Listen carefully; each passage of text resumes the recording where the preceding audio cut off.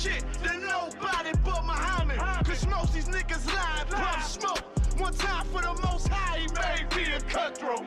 Cause all I ever wanted was to smash my opponent. Stacking cash, not knowing it wouldn't last. Then God, I hope you accept my atonement. Cause all I ever wanted was to be a gangster. Little did I know I was a gangster. Decisions that I made were from the Lord's angel. Prayed to him all the time when I was just a stranger. All I ever wanted was to be a gangster. Little did I know I was a gangster. Decisions that I made were from the Lord's angel. Prayed to him all the time when I was just a stranger. All I wanted was to be a gangster.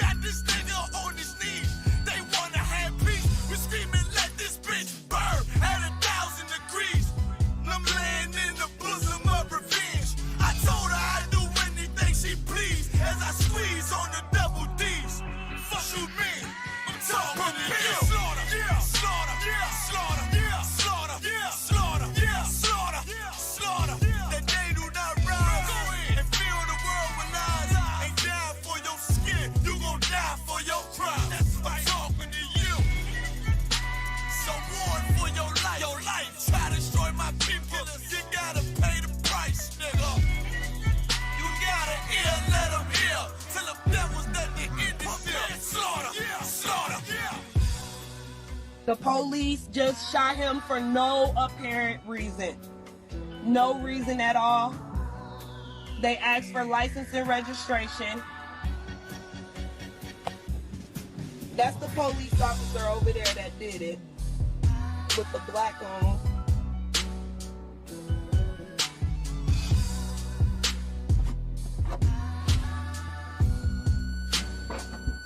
I can't really do shit because they got me handcuffed.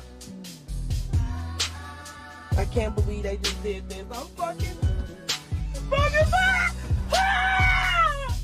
It's okay, I'm right here with you.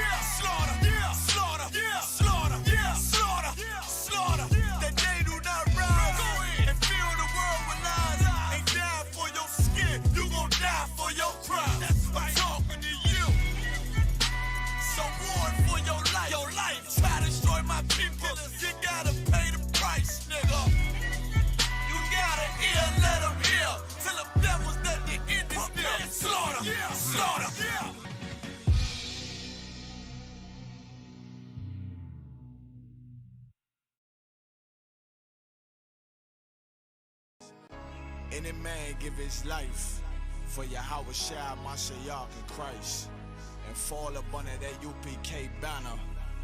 It's my brother and my blood, and I will die and kill for him if necessary. It's all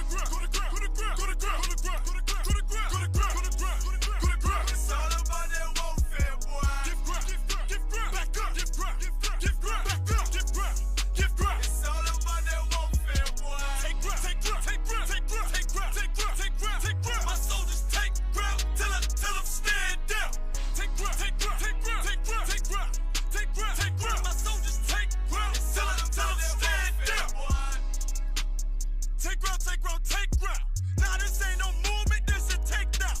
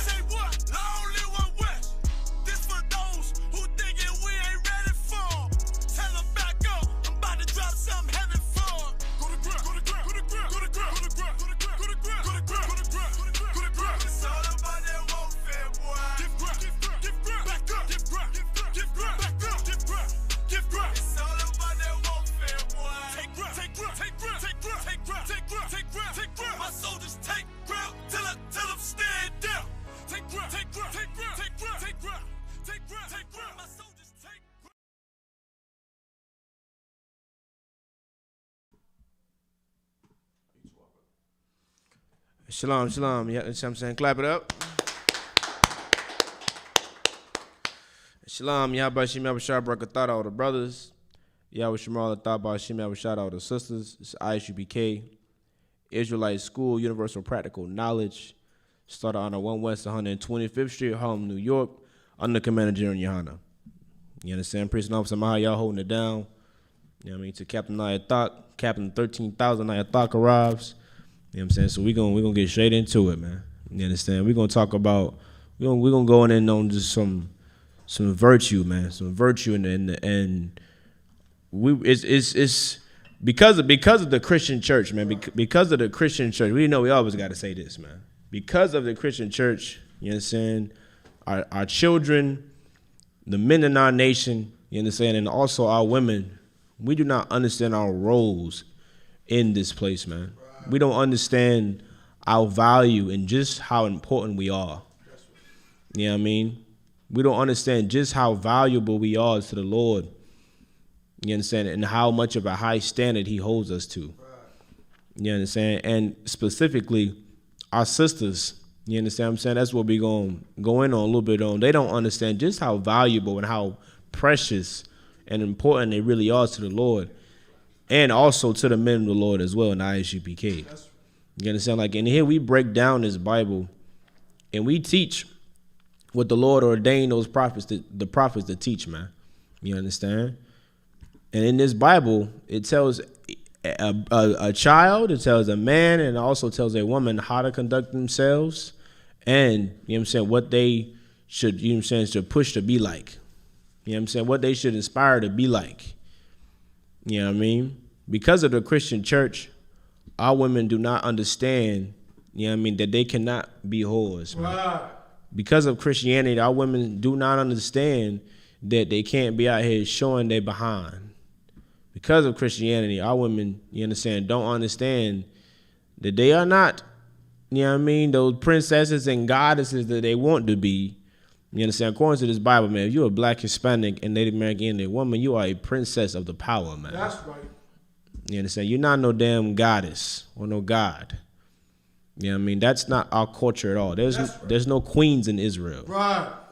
You understand? There's king. There's a king. You know what I'm saying? Our king is who? Yahweh Shah Mashiach.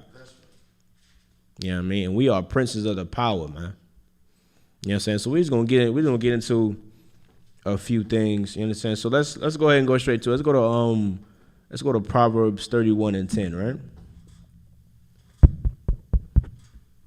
Let's go to the book of Proverbs at the 31 and verse 10.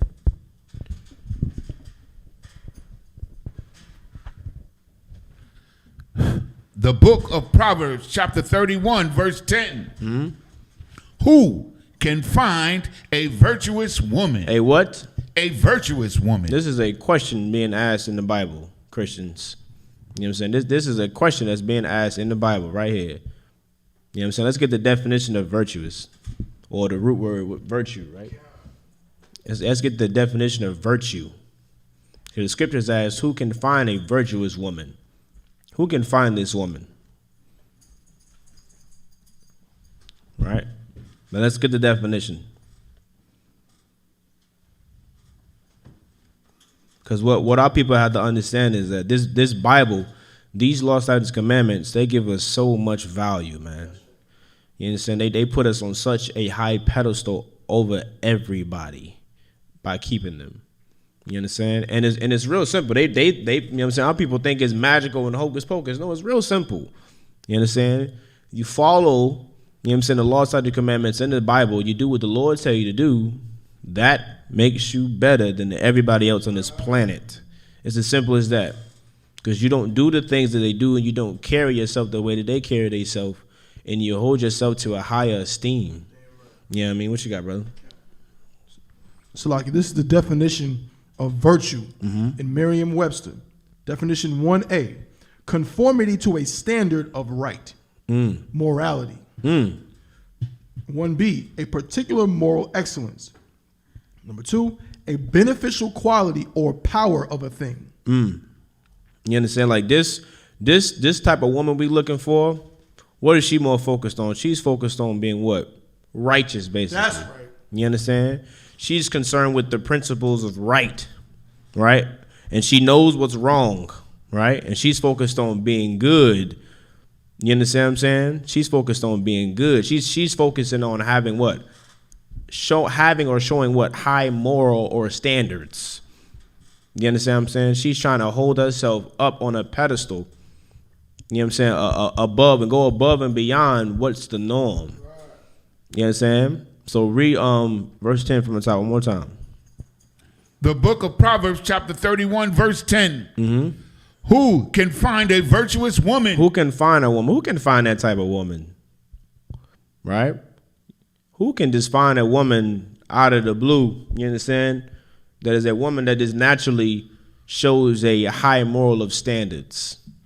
You understand what I'm saying? Focus on the principles of being good, being righteous. You know what I mean? Know how to put clothes on and keep into herself. You understand what I'm saying? Who can find that type of woman? Give me Ecclesiastes 7:38 real quick. Baba Kashar. Hold where you at though. We're gonna go back there too. You know what I'm saying? 7:38 or 28? 7:38, Salakia. If I said it wrong. Ecclesiastes. Kind. There's no 7:38. It goes up to 29. It must be Ecclesiasticus then. Let me see. Let me get with you real quick. Give me 1 second. Let me get 1 second. I think you want 28. 7 and 28. It might be 28. Read what 28 say. It says, which yet my soul seeketh, but I find not one man. That's it. Yeah. Slaga, read it from the top. Let them know where you at. The book of Ecclesiastes, chapter 7, verse 28. Remember, the scripture is saying, who can find a virtuous woman? Who can find this woman? Right? Who can find this woman that holds herself to a high esteem, has high morals and standards?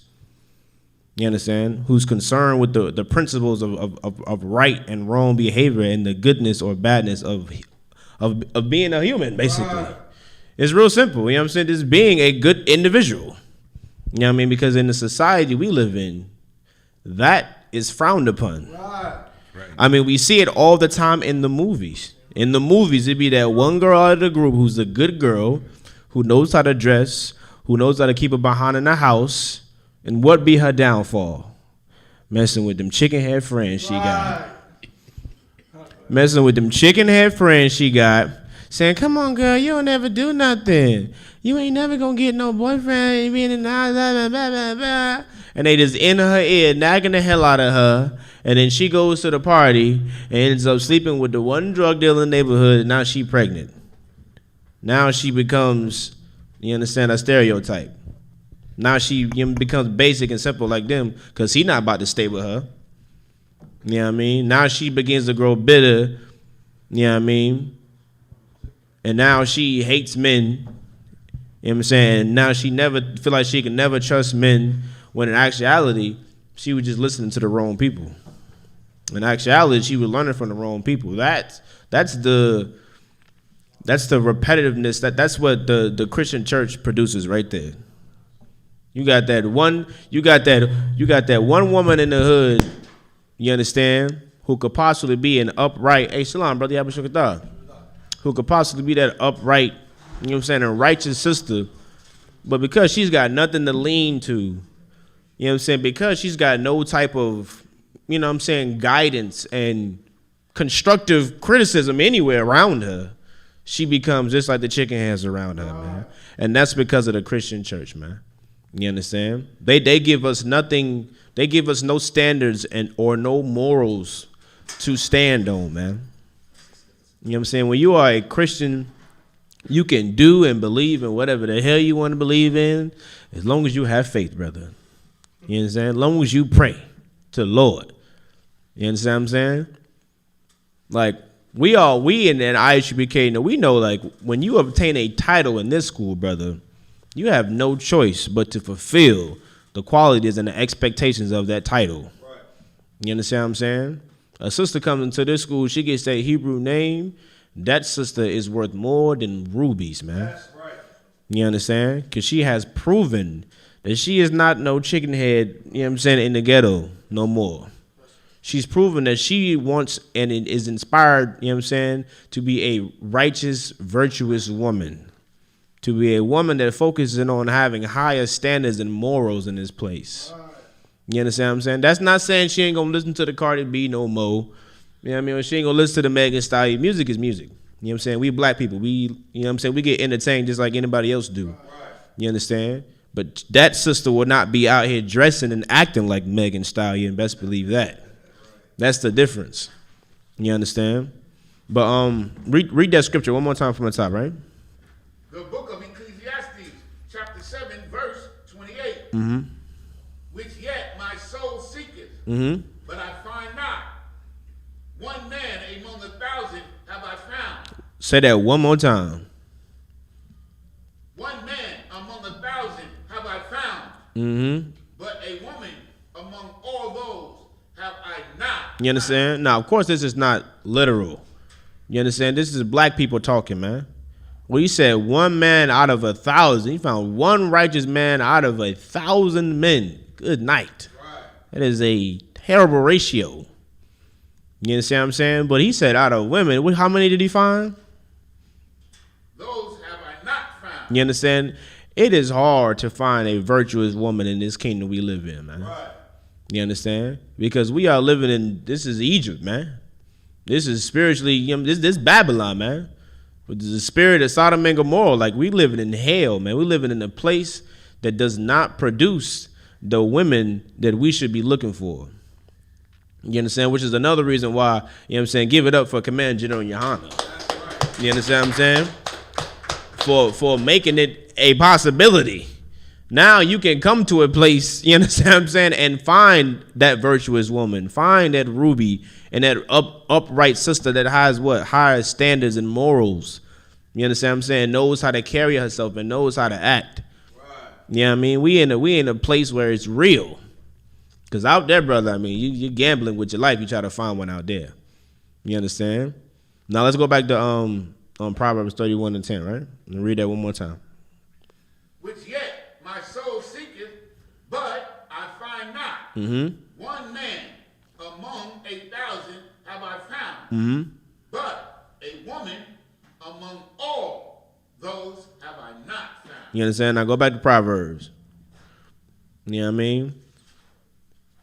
Like all these women, I get on Facebook. Almost every woman got the scriptures in their bio saying, "I'm a Proverbs 31 woman. I'm this. I'm that. Right. I'm the goddess this. The goddess that." You know what I mean? I hate to bust y'all little bubble, but you are not what you think you are, man. To be honest, on the real, you are a dragon and a chicken head. I'm just be honest. Salakia, you're chicken head. You know what I mean? Who don't know no better, but it's not your fault. It's your Christian pastor's fault. Right. You understand? It's your Christian pastor's fault because he has not taught our people what's in this Bible. He has not taught our people how to be raised. You know what I'm saying? How he's supposed to carry ourselves. I remember growing up. I remember my mama saying stuff. You just think it's just on the fly. She just freestyling. This is freestyling. You know what I'm saying? Like it'd be like an in the moment thing with parents. Don't do this because this doesn't happen. Blah, blah, blah, you know what I'm saying? But it's like it's not even what they follow their damn self. It's just situational. Cause you don't got in trouble now. It's time for you to be taught this lesson. You done got in trouble when in here, man, we got a whole Bible full of laws, statutes, commandments to keep us from doing anything wrong. We already know what I'm saying, what we don't need to do. We got the history right here of us messing up before to know what not to do. Right. You understand? But because of the Christian church, man, we don't know nothing in this Bible, man. A woman doesn't know how to conduct herself like a woman. A man doesn't know how to conduct himself like a man. A child doesn't even know how to just be a normal child. Right. You understand what I'm saying? Got kids. Come on, man. If I think about it, when I was in the world as a young man, I was up and at it 13, 14. You know what I mean? No better. You understand? And the generation before me, earlier than that. You know what I'm saying? So it's just like this society we live in, man, is not a constructive place at all. Just like I'm saying, spoke about last Wednesday. Like this place is darkness, man. You understand? And we have to have this Bible, you know what I'm saying? These laws, signs, and commandments, which is what? Which is that lamp It was that lamp, man, that light that we use to walk through this darkness, man. You understand? To walk in this place, man, because this is a wicked kingdom that we live in. More of the reason why we need to separate ourselves from this place. Otherwise, the only thing we're going to produce is Cardi B's, is Megan Stallions. You understand? It's not going to change. They want to talk about black wealth and black businesses. Man, we got to start in our households. Right. Don't get me wrong, brother. You know what I'm saying? Go make the money. Sis, go make the goddamn money. Do your thing. I'm not saying don't be an entrepreneur. You understand what I'm saying? I'm saying focus on getting your damn household in order too. That's right. Focus on them kids at home who grow up not knowing how the hell they're supposed to live their life and conduct themselves. I mean, that's important too. Yeah, right. You know what I mean? What's going on, Kawal?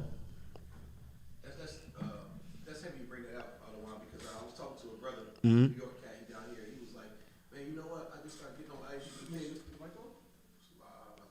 No, you good. Yeah, just run it back. My bad, sir. Thwada. I was talking to a cat from New York. You know, he'd be back and forth from North Carolina, and he was like, "Man, you know what? I was checking some ISUBK videos out. Man, y'all speaking some real, but this is my only question. So you know, I'm waiting. You know, we right? Like, okay, the white man is the save, blah blah blah. So right. Like, this is what this Negro said. He said, "I will join the ISUBK, man, but what's the economic plan that y'all have for black people?" This is nigga said, and I was like, okay. Well, what you just brought out was heavy, talking about the essential things we need: family restoration, getting our women to order kids. All he was worried about was the financial economic plan. That's it. Yeah, you know what I'm saying, and that's because we live in a kingdom where we so destroyed. It's like in our minds, we don't believe we have time to focus on stuff like that. We believe we got time to focus on it, but because we so behind on bills, because we so oppressed and we so much in debt, what's most important in our mind is what? Money. You know what I'm saying? What's most important on our mind is money. Why? Because we so damn oppressed in this place. Right. And then I'm saying the so-called oppressed, he got his foot on our necks. So it's like we thinking if I go get the money, then the kids, they'll just be straight. They'll just be fine. When that can't be true because Esau owns this goddamn place. Right. Yet his kids are the ones shooting up schools. That's right. You know what I'm saying? Yet his kids are now what they want to call the opium epidemic, are overdosing on drugs that we've been dying from. Right. So it can't be the money. You know what I'm saying? The money is not an issue. Black people get money. We the poorest people in this place, yet we the number one consumers. Right. It doesn't even make sense. You understand what I'm saying? The reason we in the condition that we in and we suffering how we suffering is because we not focusing on following the law, statutes, commandments in this Bible, man.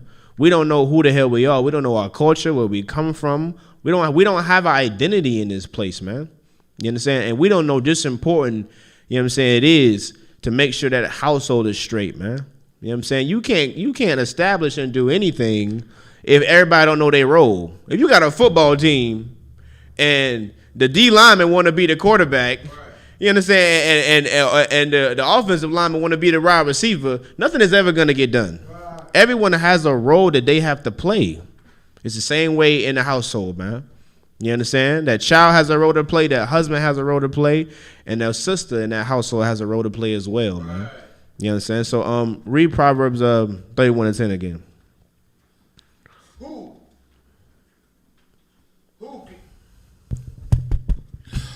Who can find a virtuous woman? Mm-hmm. For her price is far above rubies. For her price is what? Far above rubies. Man, listen, man, I don't care what nobody say. This will always and forever be heavy to me. Right. You know what I'm saying? This is in the Bible here. You know what I'm saying? Like men put value. What men say? What we say with the dime, right? You gotta get you a dime piece. Right. You understand? Like this how you know the Bible was written by niggas. Right. Black people. Comparing our women to jewels and high value things. This is black people, man. That's right. You understand? Read that one more time. Who can find a virtuous woman? For her price is far above rubies. For her value is far above rubies.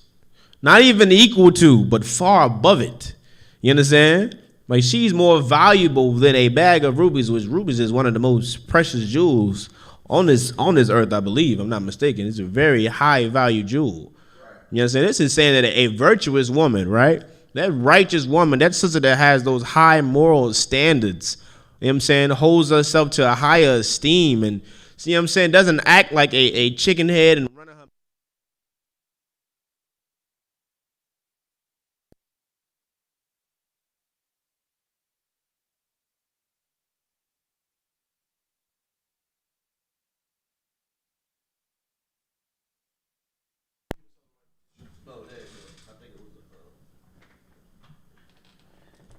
Yeah. Mic check. All right, there we go. You understand? That sister that holds us up to a higher esteem and, you understand, has morals and standards and focuses on being good and righteous and understands that, you know what I'm saying, the way the words that come out of her mouth have consequences and repercussions. Right. You know what I'm saying? Because you got some women, they just say any dang old thing that come out of their mouth and don't care the consequences, don't care what people think of them. You understand what I'm saying? Not a virtuous woman.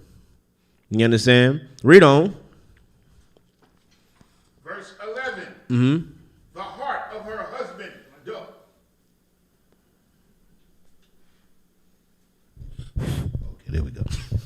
The heart of her husband doth safely trust in her. It doth what? Safely trust in her. What does that mean? That's right. What does that mean? Kawal?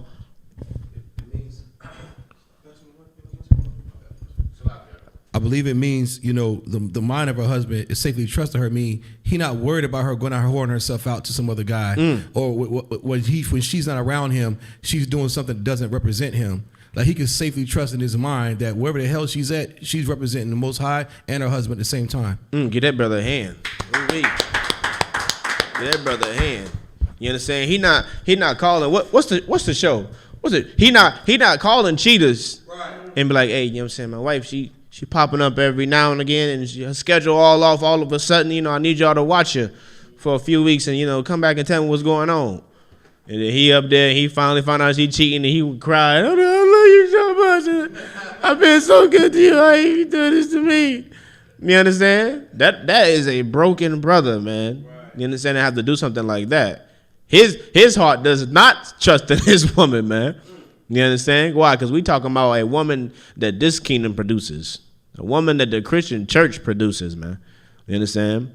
A woman like that is not a virtuous woman, brother. You know what I'm saying? If you have something in your mind that's saying, oh, my wife might just be doing this or doing that. You understand what I'm saying? That is no good, brother. That's not good at all. You understand what I'm saying? That, you know what I mean, is not what we talking about right here in this Bible. That's not, you know what I'm saying, the characteristics or, you know what I'm saying, the properties of a virtuous woman. Right. You know what I'm saying? Read it one more time. But yeah, damn right. That was right head on, Kawal. Mm-hmm. The book of Proverbs, chapter 31, verse 11. Mm-hmm. The heart of her husband doth safely trust in her. Does safely trust in her. This brother good. He's sleeping good at night. Right. He know my wife at the house. She keeping the house clean. You understand what I'm saying? She keeping the house clean. Kids taken care of. They got their homework and stuff done. You know what I'm saying? They got their breakfast and I'm saying lunch. Everything's prepared for tomorrow. Right. You know what I'm saying? She done shine my boots up real good. She know I got to go to camp. You know what I mean? She gonna come to the Sabbath service and make something for everybody. Right. You know what I mean? This brother is relaxed. He's at peace, which is all a brother wants. Right. Come on, man. We black. All a brother want is some peace. That's all. We living in hell. Right. Can I have a piece of the kingdom at my house? This the peace. You understand what I'm saying? I gotta go to war with the oppressor every day. You know what I'm saying? Got to deal with, you know what I'm saying, with a man, grown man, a nation of people being on my back. You know what I'm saying? Knowing my condition, knowing my situation, and knowing that I can't just change it immediately. I got to deal with that. And I got to come home and battle and fight more. You know what I'm saying? That would drive a man crazy, man. Right. You know what I'm saying? You too are, brother. Read on. Read verse 11 one more time. Read verse 12. This is the book of Proverbs, chapter 31, verse 11. Mm-hmm. The heart of her husband does safely trust in her, so that he shall have no need of spoil. He shall have no need of what? No need of spoil. Come on, man. What's that mean, Kawal? Spoil means to ruin, sir. Give me some more. So that he... What would he not have to go do? Think about war. Right, because it's context with that word spoil, right? So in this context, it wouldn't mean like something rotting or you know what I'm saying, having no value. Would it mean like he won't have to go out there and just rob a nigga? Damn right, get a brother a hand. You understand? Damn right. He said he will have no need of spoil. He ain't gotta sell drugs on the corner. Right. He ain't gotta come home. You understand what I'm saying? Then get the pack. strap up and go to the block to about 3, 4 in the morning. He ain't got to do that. Why? Why? So that he have no need of spoil. Right, but I'm asking a question though. Why? Because this society will say what? You know what I'm saying? The man supposed to be making all the money, right? They say he supposed to be the breadwinner. Right. If Joe ain't got no dough, he got to go. But the Bible is saying his heart safely trusting her. And they say he got no need to go rob, no need to go sell drugs. Why is it saying that? What you got, Yanazar? If I may. Because he knows that she's handling the business. Man, she taking care of that brother, man. She is taking care of that brother. That's why he's safely trusting in her. You understand what I'm saying? He able to relax. He can come home. He ain't got to keep his guard up and think he about to go slay, you know what I'm saying, the Goliath every day. You understand? Read on. Verse 11. The heart of her husband does safely trust in her, so that he shall have no need of spoil. Verse 12. She will do him good. She will do him what? She will do him good. Read on. And not evil. And not what? Evil. What is an evil thing that a sister can do to a brother? What's something evil that them says she could do? That should be easy. She could, be in constant contention with him or be having a work husband. You said, good night. He took it all the way there. Right. You know what I mean? Right. She got a husband. She got a husband at work. Or Facebook, messaging, other cats. Right. Going against her man constantly, just doing wicked whore stuff. Right. You know what I'm saying? She got men all in her DM. And he got to argue with her and say, who is this? Who is that? Right. You understand? Or what? Or if we talking about we're going to get real evil, what? She put him on child support. She know he's a good father, willing to take care of his kids, willing to do everything he can, but because she wants to be evil, she said, I'm going to keep his kids away from him. I'm going to hit him where it hurt. That's what they say. I'm going to make it hurt. I'm going to make you feel pain. That's an evil thing to do to a brother. Right. You mean to tell me we already oppressed on an entire nation who hates us? You know what I'm saying? It has set the society up to where we have no way of success, and you go and grab his hand, basically? Right. You go and grab his hand and you step on my neck just like he's stepping on my neck. You understand? And with that, you know what I'm saying, pass the class over to Priest and Captain Ninth Thought. That's right.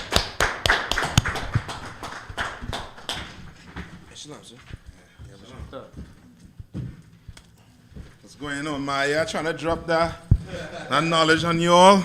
Sisters, come to class. You're going to learn. You're going to learn how to deal with how to handle your husband, man. You know how to treat him just right. Mind your business. Shut your mouth. You understand? Where we at? Proverbs 31, sir. Come on. Come. This is the book of Proverbs, chapter 31, verse 12. Now, just if you all have any questions, just type it in on the Facebook, the YouTube. You know what I mean? You'll get it in. All right? Go ahead. Khan. She will do him good and not evil all the days of her life. All right? 13. All the days of her life. You know what I mean? That's one west. You understand? That's one west. That's right. Right? Does that mean you ain't going to have no arguments or nothing like that? You're going to have some arguments. You're going to have some, you know what I mean? But it ain't going to be, I'm going to leave you if you don't get yourself right. Right. You understand? It ain't going to be like that. It's going to be an argument. At the end of the day, you'll kiss, make up. And things go back to normal. All right? Come on. Khan, sir. She seeketh wool and flax and worketh willingly with her hands. All right, so this sister has what? What she has? Skills. Right? Or what Esau will call what? Ability. Very good. Raise your hand next time, but yes. Yes, ability. Right? Come on. Read on. Khan. She is like the merchant's ships. She bringeth her food from afar. She's like a merchant ship. Meaning this sister going out and doing what? She bringing in the what? Basically the dough. That's right. She ain't the breadwinner. Right. Don't get that, you know what I mean? According to Esau, you know what I mean? If you're bringing in more money in the relationship, you're basically what? The breadwinner. You understand? She ain't the breadwinner. Right? She just the one with what? Ability. And she's willing to go there and what? Make sure her husband is taken care of. That's right. You know what I mean? That's you know what I mean? One west. In the Christian church, it teaches you what? The total what? Opposite. Right. Anywhere outside of the school, it teaches you what? The opposites. Whereas the man now, he has to do what? He has to go out, he has to provide, he has to do everything, while the woman sits at home and just, cook or do whatever she want to do. Watch soap operas, you know what I mean? The whole works. Right? While he go and, work his tail off. All right, read on. Kanawakan 15. She rises also while it is yet night. All right, she rises while it's also night. Meaning this sister here, while you sleeping, while you getting your Z's in, she is what? She's up, putting in that work. You know what I mean? What more you could ask for? Come on. You know what I mean? And you want to go get a Christian, some sister in the world? Brother, Lord be with you. Lord be with you. One West, one of these daughters, you understand? And daughter, you have a lot to do when it comes to this, being virtuous. Daughters out there. You understand?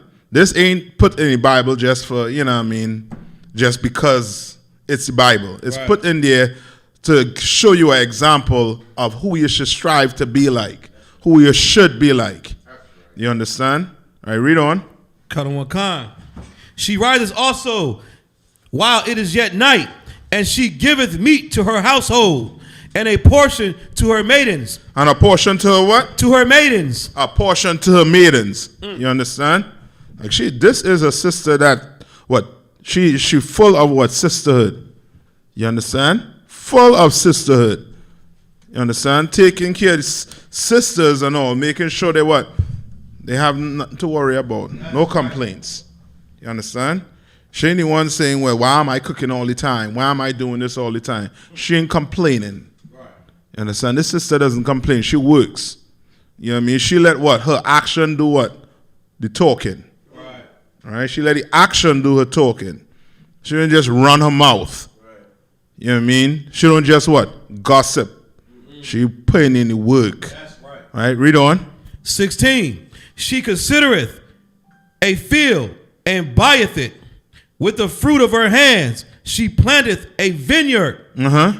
17. Right? So overall, this sister has what? A ton of ability. That's right. I mean, you come in here as a sister, you won't get, if you never had ability, you're going to learn how to get ability and you're going to get it. You understand? You ain't going to just come in here and just remain, who, John, Jackie, whoever it was. You understand? You're going to come in here and be one West. Right. You understand? Not like this Christian one who tell you what? I'm virtuous. Yeah, right. You're a hoe. Right. You know what I mean? Right. You're a loud mouth, B. Right. You ain't virtuous. Right. You understand? You're far from that. Right? Any more? Have any questions on Facebook? Any questions? Any questions in the room? I think somebody had asked a question last week with Matthews 18. 18 and 18. Let's go there quick. Oh, yeah. All right. All right. And with this scripture, right, what you want to do is you want to think about the prayer we say. Right? The prayer of the curses. Right? That prayer we say where it says let loose all the what? Let loose all the plague. You understand? So get that for me. Matthew, what did I say? 18 and 18, right? Kanawakan, sir. Yeah, get it. Go ahead. This is the book of Matthew, chapter 18, verse 18. Mm-hmm. Verily I say unto you, whatsoever ye shall bind on earth shall be bound in heaven. So what is that saying? Come on.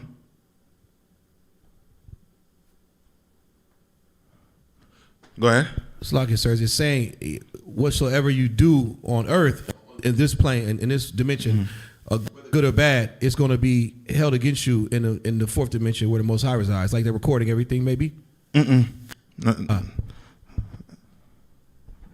on. Whatsoever you bind on earth. Read it one more time. This is the book of Matthew, chapter 18. Verse 18. Verily I say unto you, Whatsoever ye shall bind on earth shall be bound in heaven. Right. So who's speaking here? Test. Go ahead. Christ is speaking. And who is he speaking to?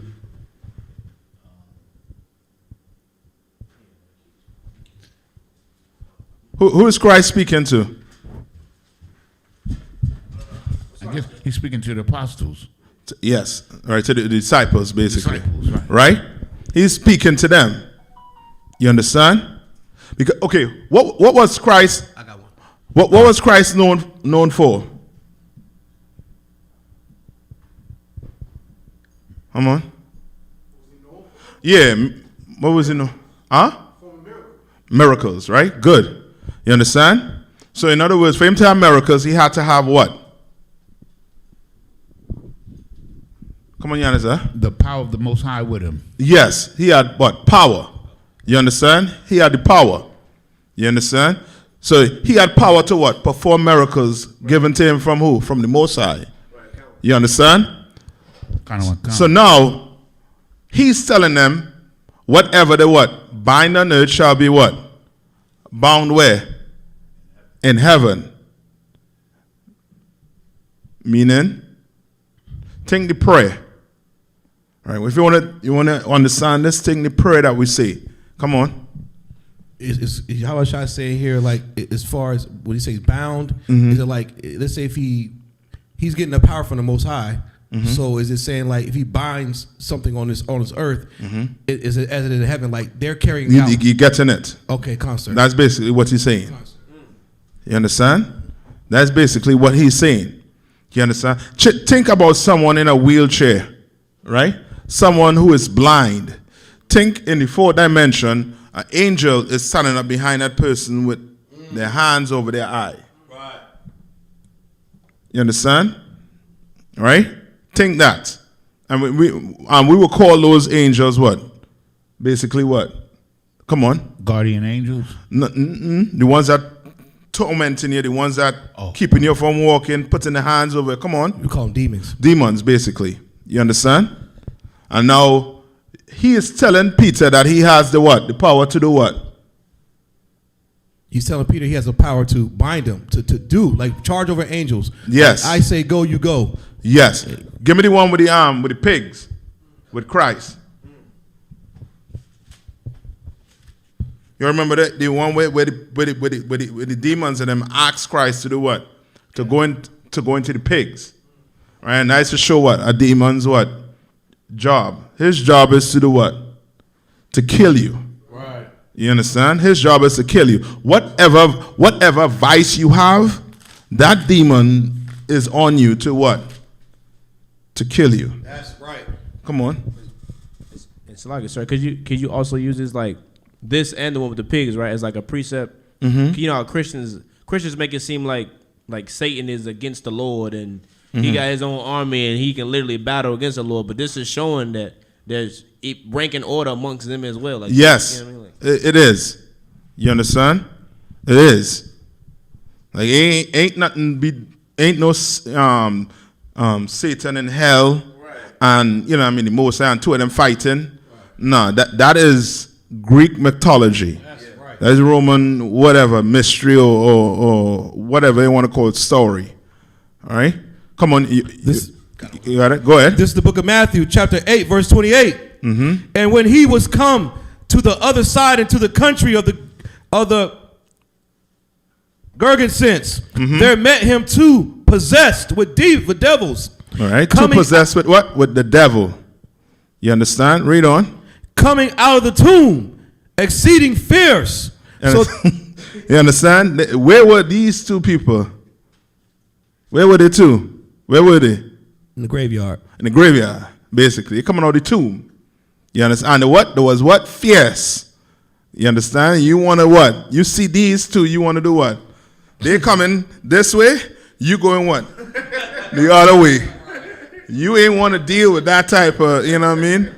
You see that coming to your brother, you was like, hold up. You know what I mean? You trying to dodge through a car to, you know what I mean, to get on the other side. You ain't dealing with that. Right. Come on. there met him two possessed with devils, coming out of the tombs, exceeding fierce, so that no man might pass by that way. You understand that, what it's saying? Ain't nobody want to do what? They don't want to deal with them. It's like these two, they are nutcases. When you see them, just move. Come on.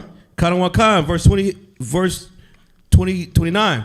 And behold, they cried out, saying, what have we to do with thee, Yahushua? So who said that? Go ahead. The demons. Yes, the demons. You understand? That's another thing with demons also too.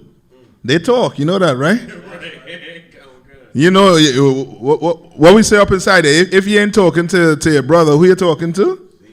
Demon. You talking to somebody, and they answering you back. Hey, put a blunt in your mouth. Man, I forgot how that felt, man. We forget how that felt. That felt good. You know what I mean? She giving you all the problems in the world. This will take away every problem you have, brother. You understand? And he, you know what I mean? And he talking to you, and you like, you know what? And then when it comes to breaking the 6 months rule, ain't nobody gonna find out. Trust me. If we do this the right way, ain't nobody finding out. You know what I mean? By the time cop find out, it's done. You know what I mean? And he talking to you, and you like, well, you make sense. I mean, you know what? All right, what's the plan? Send the DM first. You know what I mean? You all having a full out conversation. Come on, go ahead. Kanawakan. And behold, they cried out, saying, what have we to do with thee, Yahushua, thou son of God? Art thou come hither to torment us before the time? Before what time? Go ahead. Before they kill him. Yes. Because they have a job. They have a job to do what?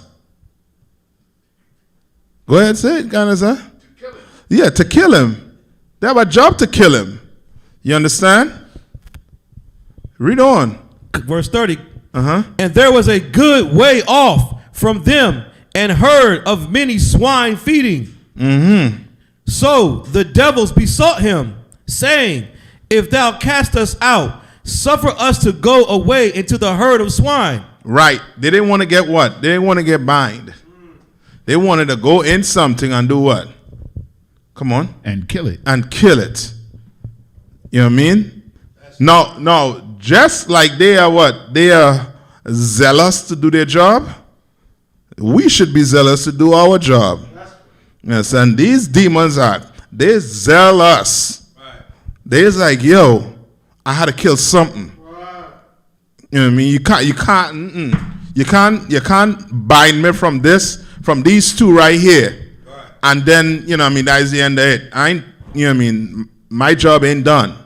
I read on. Verse 32. And he said unto them, go. And when they were come out, they went into the herd of swine. And behold, the whole herd of swine ran violently down a steep place into the sea. All right, violently, say, describing how them pigs ran. You know what I mean? The whole action, it was pig just eating, and then all of a sudden, they just start running what? Towards the what? The cliff. Right. You understand? They just start running right down there. You understand? Right? Which is to show you what? Demons' job is to what? Kill you. And moreover, the point I'm trying to get across to you with the bind is now Christ is giving his disciples power to do what? To bind. You understand? These demons right here. And whatever is bound on earth is bound where? In heaven. You understand? So he's trying to give them the same power he had basically. Like in, go to John 14 and 12. John 14 and 12. You know what I mean? This is out of Christ's mouth also too. Let me see if I send it the right place. I think that scripture stick in my head. Let me see if I send it the right place. Yeah, that's it. Come on. Wakam. This is the book of John, chapter 14, verse 12. Verily, verily, I say unto you, he that believeth on me, the works that I do shall he do also. And greater works than these shall he do, because I go unto my Father. You understand? Like he was trying to give the disciples what? Power. He's trying to tell them, you know what? Wherever you're bind on earth is going to be what? Bound where? In heaven. That's right. You understand? You want that healing power, you're going to come right in here. That's right. You know what I mean? Get under command of Johanna. Right. You're going to get it nowhere else. That's right. You know what I mean? Pastor Pork Chops, he don't have it. That's right. You know what I mean? He don't have it. Your imam, he does not have it. You understand? And here, we do have it. And we're going to get it. Because Christ said it. Right? Now, go back to Matthew 18. Right? So, wherever you bind in heaven shall be bound where? Shall be bound where? I mean, wherever you bind on earth will be bound where? In heaven. That's right. Now, the other piece state now.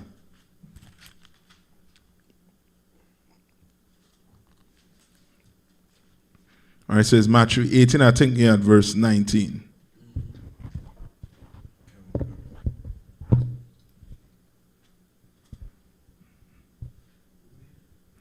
Matthew 18 and 19. Yeah. All right, now, so take your time. Come on. This is the book of Matthew, chapter 18 and verse 19.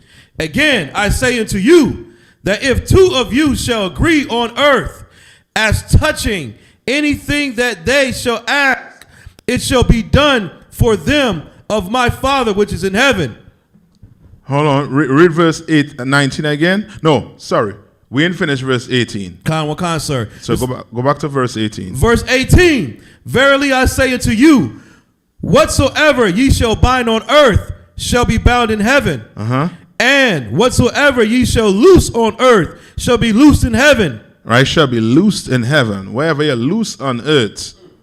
What is that talking about? It's basically saying, in the fourth dimension, as we call it, if they take orders, like the so-called Esau's military. Right. If Shaitan, who is in charge of these angels, tells them, "Hey, let it go," they do what they're told to do. So if it's loosed on earth, Salakia. You're on it, but this here, remember, who is giving the order in both cases? I believe Christ is giving the order. Okay. Christ is telling who they're going to get the power to give that order. Christ is telling what? His disciples. You understand? Christ is telling the disciples, wherever you bind what on earth is going to be what? Bound in heaven. Whatever you loose on earth is going to be what? Loosed in heaven. You understand? So that loose is talking about what? Think today. You said it earlier on. Come on. Would it be like being like deliverance maybe? Okay. You said it earlier on. I told you, think about the what? The prayer, the curses. What are we asking for in the curses? Come on. We're praying for the destruction of our enemies. Right. And what do we say in it? Let loose the plagues. Let loose what? The plagues. So when you say let loose the plagues, who is let loose in it? What are you actually asking? You're asking the Lord to do what? Come on. So you asking them to get the angels to order to, yeah. You know what I mean? To get the angel the order to do what? Coronavirus. Right. Coronavirus, you understand? Right? He's telling you what? Wherever you're loose on earth is going to be what? Loose where? In heaven.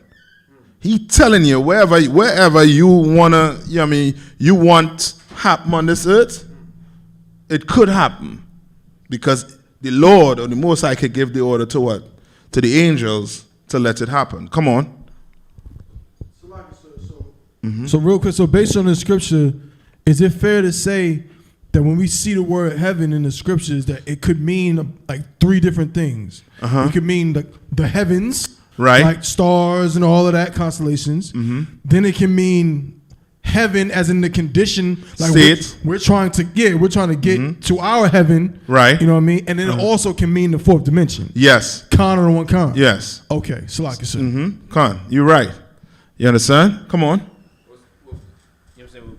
What the brother said, you know what I'm saying, was a heavy point. Is that but that's not vice versa though. What you mean? As far as like for hell, right? Like in the 4th dimension, you know, that wouldn't be no physical place like how Christians, you know what I'm saying? Think. No. Yeah. No, okay, the physical place would be where the Lord is. Right. That is where the Lord is with them angels up there. That's one of the heavens he was talking about. Then there's the heavens when you look up to the sky. Yeah. Then there's the heaven is the state. You understand? Right. Meaning right now we're in what? Hell. The white man is in what? He's in heaven. Your oppressor. You understand? Now, it's saying if whatever you loose on earth, because praying for what? The plagues. We're praying for what? Destruction. Right. It's going to be what? Loose in heaven. So what you're seeing going on right now is what? The Lord what? Answering you what? Your prayer. That's right? Read the other verse. Kind of one kind. It's verse 19. Again, I say unto you. Oh, Slakia. Yeah, you good. Okay. Again, I say unto you that if 2 of you shall agree on earth as touching anything, they shall ask. Touching anything like what? Take the prayer. When we stand and say the prayer, how much of us say any prayers? More than 2. And we agree that we want what? Plagues to let what? Loose. You understand? So he's telling you. You understand? Read it one more time. Kanawakan, this is the book of Matthew, chapter 18, verse 19. Again, I say unto you that if 2 of you shall agree on earth as touching anything, that they shall ask. That they shall what? They shall ask. That shall ask. Let loose all the plagues. You understand? We asking the Lord to let loose all the plagues. When we at the end of class. At the end of class, there are brothers and sisters throughout the whole entire earth asking the Lord to let loose all the plagues. Right. You understand? Read on. Kanawakan. It shall be done for them of my Father which is in heaven. It shall be done of them of my what? Father which is in heaven. You understand? This has nothing to do with the Rolls Royce you're praying about. That's right. Has nothing to do with the G5 jet you're praying about in your church. That ain't bringing Christ back. You understand? But what's going to bring him back is these plagues to come and wipe out these other nations. You understand? What's going to bring him back is us doing what we're supposed to do, meaning doing the Lord's statutes and commandments. You understand? That's going to bring Christ back. Come on. That's heavy you bring that out, Adawan, because in Fayetteville, like a year or 2 ago, a brother came from the church to our school, and Officer Magan Zion was teaching, and the brothers at the class said, "Anybody got any questions?" He was so mind blown from basic milk. He was like, "I like the way this feels, but can we all touch an agreement?" Right. Which meaning his church, when the pastor's saying something in the service, the men, which is they all touch and hold each other or grab hands to agree, and they misinterpret the scripture you just brought out. Right. Yeah, this has nothing to do with no touching, no nothing like that. Salakia, you know what I mean? Tabo one might hit your elbow, hit you some spikes. You know what I mean? Touch him the wrong way. Be like, Salaki, sir. You know what I mean? All right. All right. That's it on that. With the binding is, you know what I mean, basically you know what I mean, you getting rid of some ailment or something that's hampering a person, which more than likely is what? A demon in the 4th dimension that is, you know what I mean, dealing with them. You understand? The loose is you loosen these demons or these angels on the earth to do what? To destroy it. You understand? To destroy your enemies. All right? Any more questions? Come on. I had a question, sir, if you don't mind. Come on. It's coming from James 1 and 13. Go ahead. This is the book of James, chapter 1 and 13, and I'll let you know what my question was. Let no man say when he is tempted, I am tempted of God. For God cannot be tempted with evil, neither tempteth he any man. So, just briefly, so when Yahushua was tempted in the wilderness, right? When he fasted, and then he was approached by, I want to say, Satan, to, he took him up on the mount. I had 2-part question, Salakia.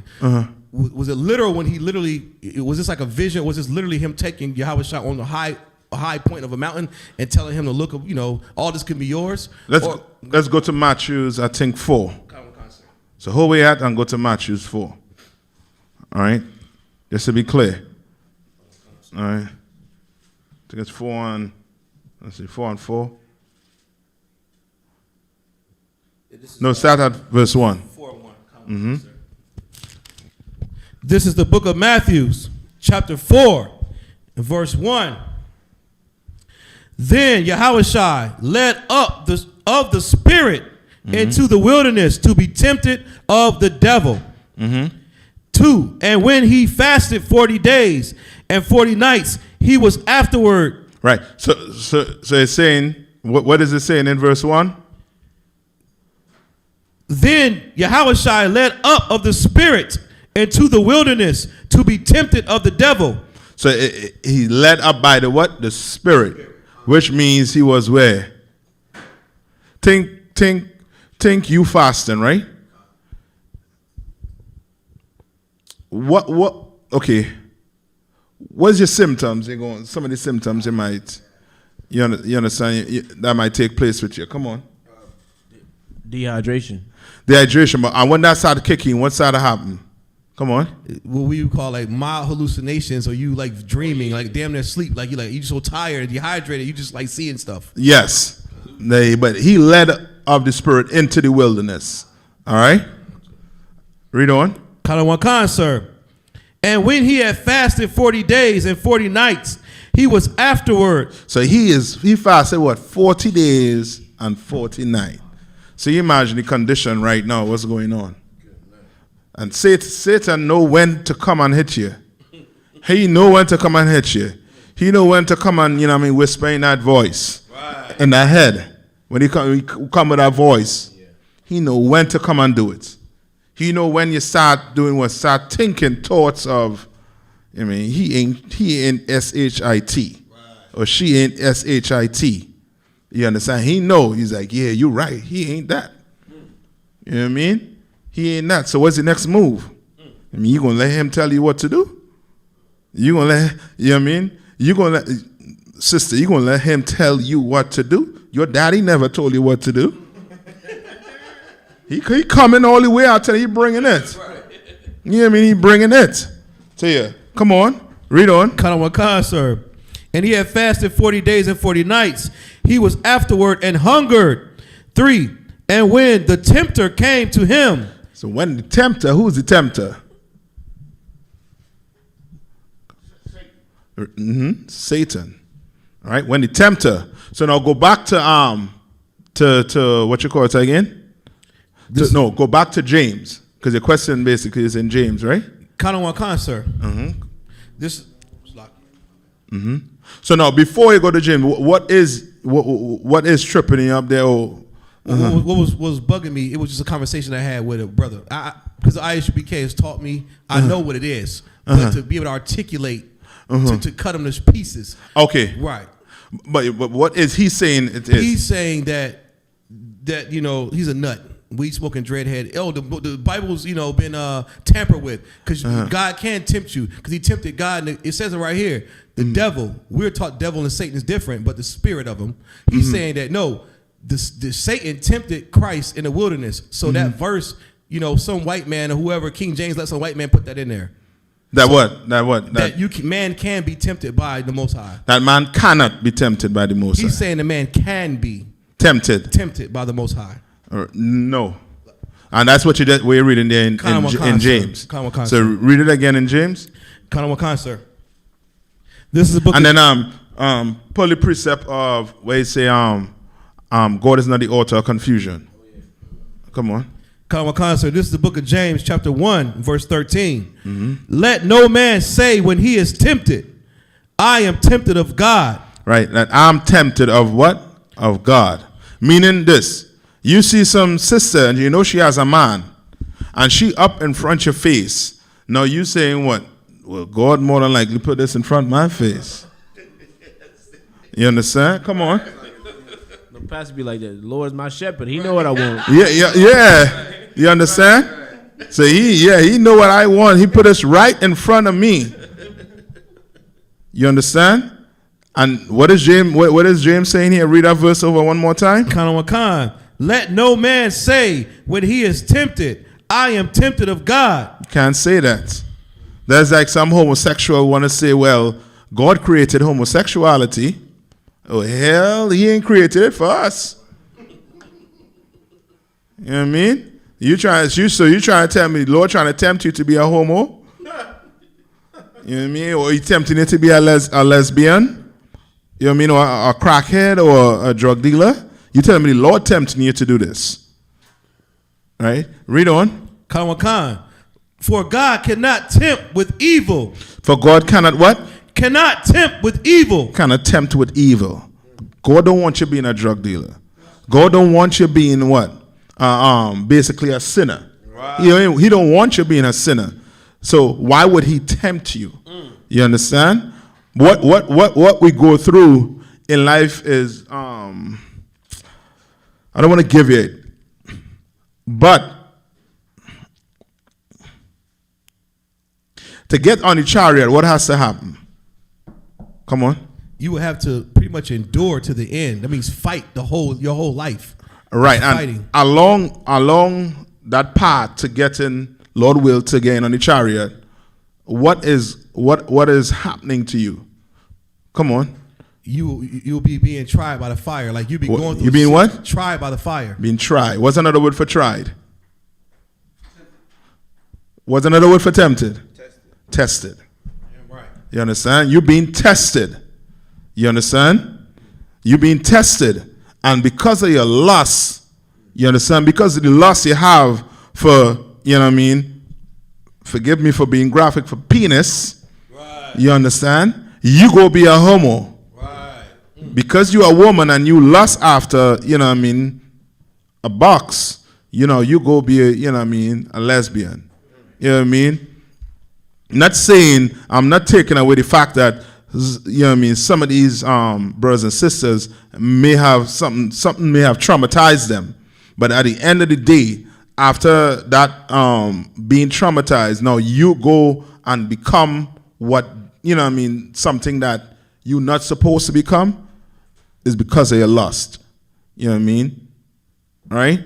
You go, you know what I mean, deal with cocaine. I mean, snort cocaine. Is that lust of, you know what I mean, I want to feel what this feel like. No, you feel it. No, you can't fight that monkey off your back, as they would say. You can't fight it. You know what I mean? Unless you come in here, we'll show you and teach you, you know what I mean, how to fight, how to beat that demon. You understand? The Christian church can't do it. The mosque, they can't do it. You understand? In here, we do it day and night. You understand? We teach you how to fight. All right? You have that scripture with the but any more on that before? That's it there? So give me that. The book of 1 Corinthians chapter 14 verse 33. For God is not the author of confusion. He's not the what? The author of confusion. Meaning he ain't what? He ain't trying to do what? He ain't say on the one breath, you ain't supposed to be a homo. Right. And then do what? At the next end, tempt you to be some homo. He ain't do that. Because that'll be what? Confusion. Right. He ain't, you know what I mean? Read it one more time. The book of 1 Corinthians chapter 14 verse 33. Mm-hmm. For God is not the author of confusion, mm-hmm. but of peace. But of what? But of peace. Right? To not be a homo is to be at peace. To not be a lesbian is to be at peace. To not be a drug dealer is to be at peace. To not be a crackhead is to be at peace. You understand? To not eat pork, crab, shrimp, and lobster is to be at peace. You understand? Read on. As in all churches of the saints. In all schools of the what? Of blacks, Hispanics, and Native Indians. Right. You understand? When I say schools, meaning in the UPK. Right. You know what I mean? If you ain't in the UPK, you ain't in, you know what I mean, what they're talking about here. The so-called, what they say, the church of what? The saints, right? To be in the school of the saints, you got to be here, right? You're clear on that, right? He doesn't tempt you, all right? What happens, okay. What is the process to you basically eating pork? Now, the Lord say you ain't supposed to eat pork, right? Right? Now, that might be a good example for somebody who had like I don't want to say addiction, but somebody who really loved pork. I'm trying to find something that that real. Okay, in the world, you all don't have to agree to this or put yourself out there, but you know that you may have wanted to be with a sister, but she had a what? More likely she had a man. But you still what? You still want to go after her. You know what I mean? You going after is you trying to do what? Fulfill your what? Your lust. Right. And that's basically what, with temptation, what goes hand in hand with temptation. Lust. You understand? You want something, you want to go get it that is not yours. You want to go covet something that is not yours. What comes before that covet is what? Lust. You understand? What comes before you put that pork chop in your mouth is that lust. Is that I want to taste this meat. Taste. So sweet growing up. I want to keep that grease around my lips. You know what I mean? Salakia. You know what I mean? And that's the whole.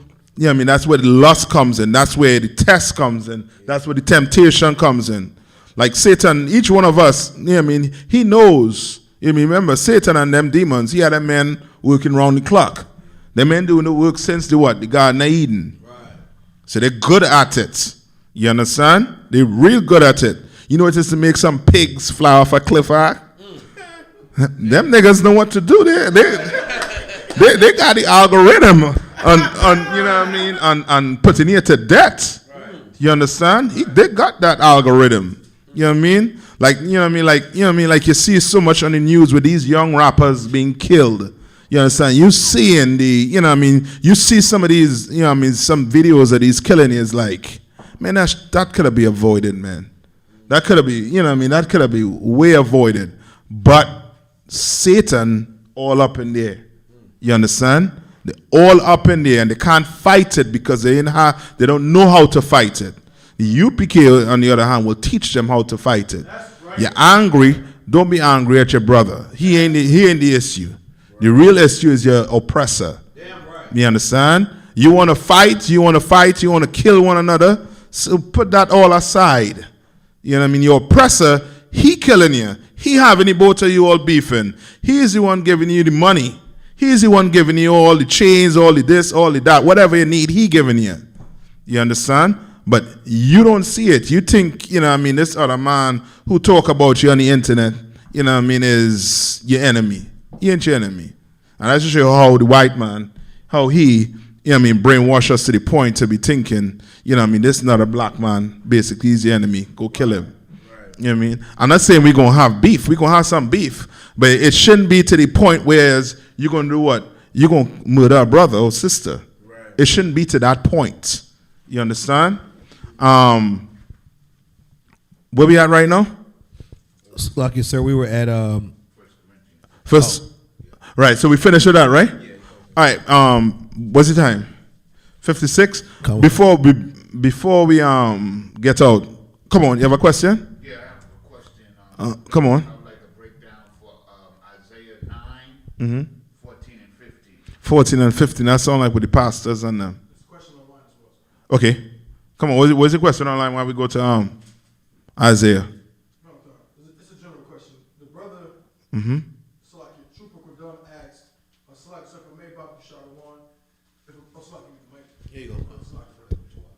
Trooper Kudum asks, Salaki, if I may, Bob Kushah Adawan, if a brother have a missing limb or wounded physically, can he be a soldier in the UPK, sir? Yes. You know what I mean? It's just like, what what Paul said, I think, with the body, with different members, that he could be a member of this body.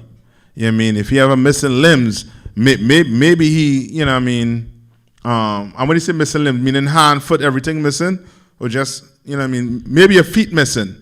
You can't go to, you might be able to go to camp, but you could type letters to brothers in prison.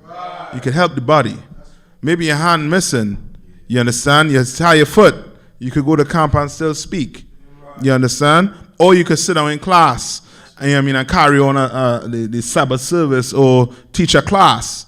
You understand? They're different, you know what I mean, they're different members to this body, but we all focus in one, as being one, we on one accord. That's right. You understand what I'm saying?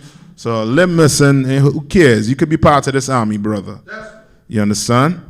You could be part of this army. This ain't ESO military where, you know what I mean, where you know what I mean, a limb missing, well, that's it for you. You know what I mean, you done. You know what I mean? Can't help you. In here we gonna help you.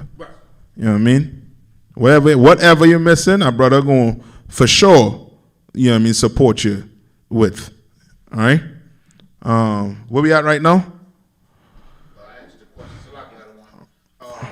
Give him Mike. I got him. Okay, come on. If I may, I would like a breakdown on. I have two. Well, Isaiah 9:14 and 15, and Isaiah 14:29. Go ahead. Let me see. Skip up to verse 13 for me. 9 and 13. The book of Isaiah, chapter 9, verse 13. For the people turneth not unto him that smiteth them, neither do they seek the Lord of hosts. Right? Neither do they what? Seek the Lord of hosts. Right? So read that over one more time and explain that verse to me. For the people turneth not unto him that smiteth them, neither do they seek the Lord of hosts. Right. So the people don't seek the person who does what? Beats them, or oppress them, or smiteth them is to hit them or to strike them. Or to do what? You ain't getting mad what the Lord doing to us right now. When the Lord smite, he does what? He kills. He kills. Like, carry to the extreme, whereas they ain't no, well, you know what I mean, well, he understand my heart. No, he gonna kill you. You know what I mean? Your choice is either you do what you say or you do what? You die. You know what I mean? Ain't no two ways around it. All right? Read on. Neither do they seek the Lord of hosts. Neither do they what? Seek the Lord of hosts. Neither do they seek the Lord of hosts. Right? Read on. Verse 14. Therefore, the Lord will cut off from Israel head and tail. He will do what? Cut off head and tail. The head. Who's the head of Israel?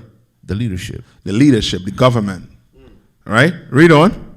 And tail. Branch rush in one day. That I'll get for you. That's branch the part and that kind of threw me off. Okay, I'll get that one for you. Most High in Christ. All right. I'm gonna get the rest for you. I'm gonna start the class off the next time with these. All right. Most High in Christ. I wanna forget the breakdown of this one.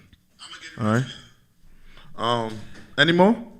14 and Salakia, if I may, sir. Isaiah chapter 14, verse 29. Isaiah 14. Chapter 20. Verse 29. Verse 29. Come on. Rejoice not, thou who. Where we at? Isaiah? Salakia. Isaiah chapter 14, verse 29. Rejoice not, thou whole Palestina, because the rod of him that smote thee is broken. For out of the serpent's root shall come forth a cockatrice, and his fruit shall be a fiery flying serpent. I'm going to get this one for you too. All right? I'm going to get this one for you too. I see them too. I have it.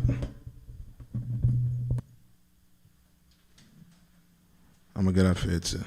All right. So Isaiah 9 and 14, and Isaiah 14 and 29. All right. I'm gonna get it for you. All right. All right. Before we finish, right, I want to go into something that you may hear, you know what I mean, from some white man or some, you know what I mean, some brother who loves Esau. All right. When the Bible's mention ruddy, what does it mean? Come on. Young. What was the word? Ruddy. Come on. It's like pretty or handsome. You're more on it. All right. Come on. Ruddy would be like fair. Right. Like before they, Webster's changed it. Ruddy, they say it's red, but it means like fair, like not like a warrior type look. Okay, now you're getting on. Come on. Come on, you my English man. You gotta bring it to me.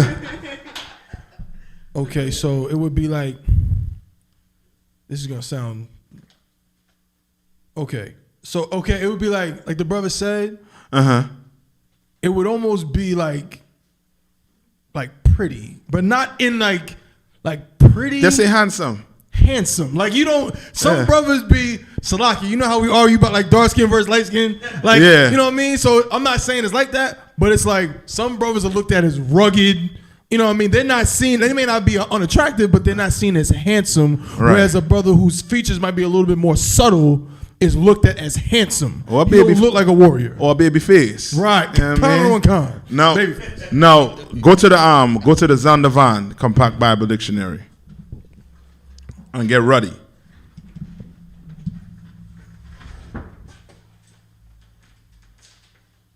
Listen, I'm gonna get my right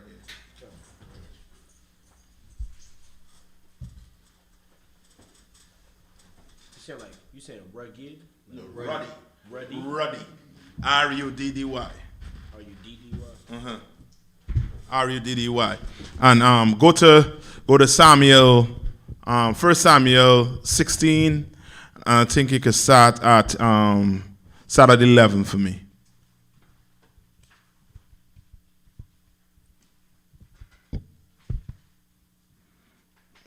All right. 16, 7, 11, sir. 16, 7, 11. 1 Samuel 16. Yeah. Hold on. Start at verse 1. So you'll get a good understanding. Start at verse 1. Kind of a concert. This is the book of 1 Samuel, chapter 16, and verse 1. And the Lord said unto Samuel, how long wilt thou mourn for Saul, seeing I have rejected him from reigning over Israel? For what? For reigning over Israel. Right, so you all know that this is when Saul disobeyed the Lord, right? And his Lord was like, I'm done with you, Negro. We done. You know what I mean? I'm going to look for somebody else to replace you. ASAP. That's right. Go ahead. Kanawakan. Fill thine horn with oil and go. I will send thee to Jesse the Bethlehemite, for I have provided me a king among his sons. Right. So you say he provided me a king among his sons, right? That's right. Now, before you finish reading that, right? Give me Ruddy. Ruddy, in the Zondervan Compact Bible Dictionary, a word used to refer to a red or fair complexion. So to a what? To a red or fair complexion. So they say to a red or what? Fair complexion. What do we know today as being fair, a fair person today? Come on. Today we know it as being like light skinned or white. Yeah, go straight to it. Come on. A white person. You understand? That's why it's saying that. And you're going to have to know the history on the whole word fair. If you're going to look up on your phone the etymology of the word fair. Right. It's a little bit more. Huh? No, I'm saying it's a little bit more. Yeah, we're gonna come to some more of it. But I want you to see where your Ku Klux Klan, a Ku Klux Klan member may come up to you and say, well, David was what? Red. He was ruddy. You understand what I mean? Like they're going to take it there with you. Because from the time you start saying that the real Hebrews are black, that King David is black, you understand? Solomon, all these men in the Bible, they were black. You know what I mean? They're going to look for parts where what? Where it's, to them, it's what? How to put it? Contrasting what you are saying. You understand? So these one of the scriptures that goes to say what? That David was red. You understand? And they say what? Fear of what? Complexion. Right. You understand? Which lets you know what I mean, where the mind is. He wasn't black. Right? But we know through what? The scriptures, through the verses, verses in the Bible, scriptures in the entire Bible where it says what? The Jews are what? Black. Jeremiah 14:2. You understand? Songs of Solomon 1:5. Job 30:30. You can start running them off. And number one of them are what? Revelation 1:13, where describe what Christ looked like. Right? Sorry, even in when you said the etymology, even when you look at Genesis and all through the Bible, they're describing people as looking fair, especially women. They don't mean they're light skin. It says Genesis 24:16, and the damsel was very fair to look upon. Right. That's a good precept to describe what fear is. You understand? But let's look and see what the etymology of the word they get there. Fear. All right. And you'll see where back then it meant what we're speaking about right now and what the Bible is actually speaking about. Come on. The water. This is the etymology of fair on Etym Online, ETYMONLINE.com. The online etymology dictionary. Fair, adjective, Old English, fair, pleasing to the sight. Pleasing to the what? Pleasing to the sight. You're handsome, you're good looking. Come. You understand? Read on. Of persons and body features, also of objects, places, beautiful, handsome, attractive. Right, so it meant that. And what you'll get to understand too, all of this come in the Renaissance period, right?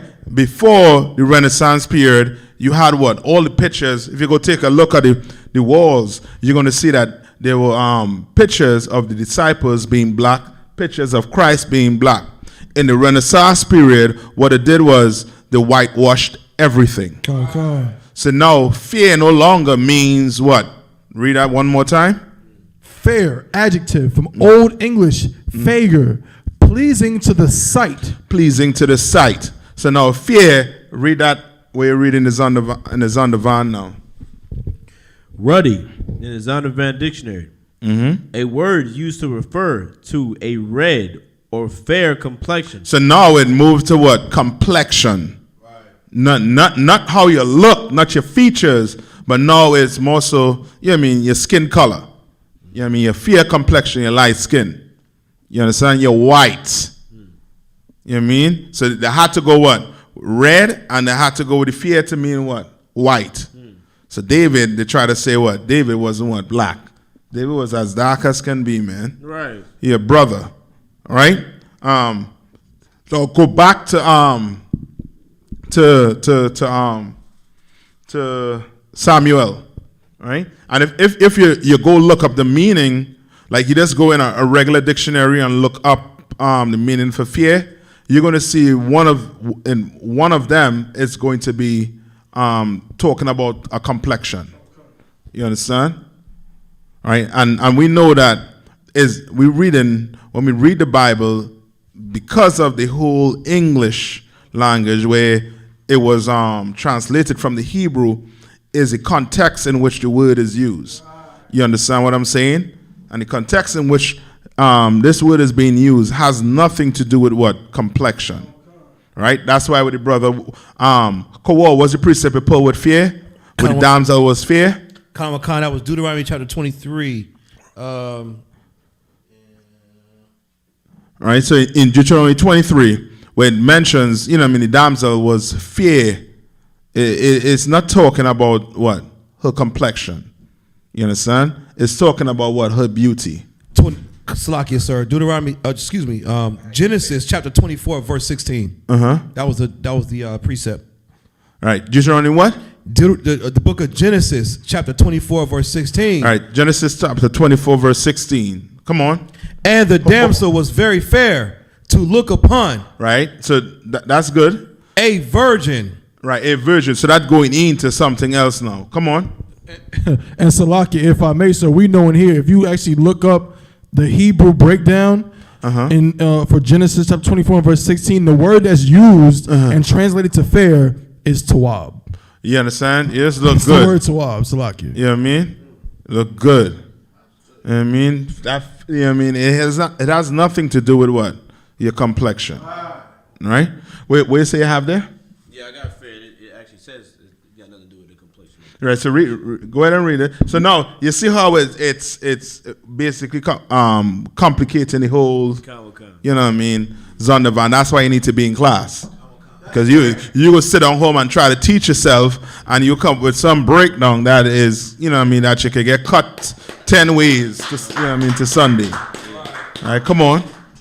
Fair, in the Zondervan dictionary, a word translating more than a dozen Hebrew and Greek words, none of which have the modern sense of blonde or fair skin. None have the what? The modern sense of blonde or fair skin. Now the white man book right there for you. Right. What you gonna say? He ain't all telling you. Right. He ain't all cutting himself. Right. You understand?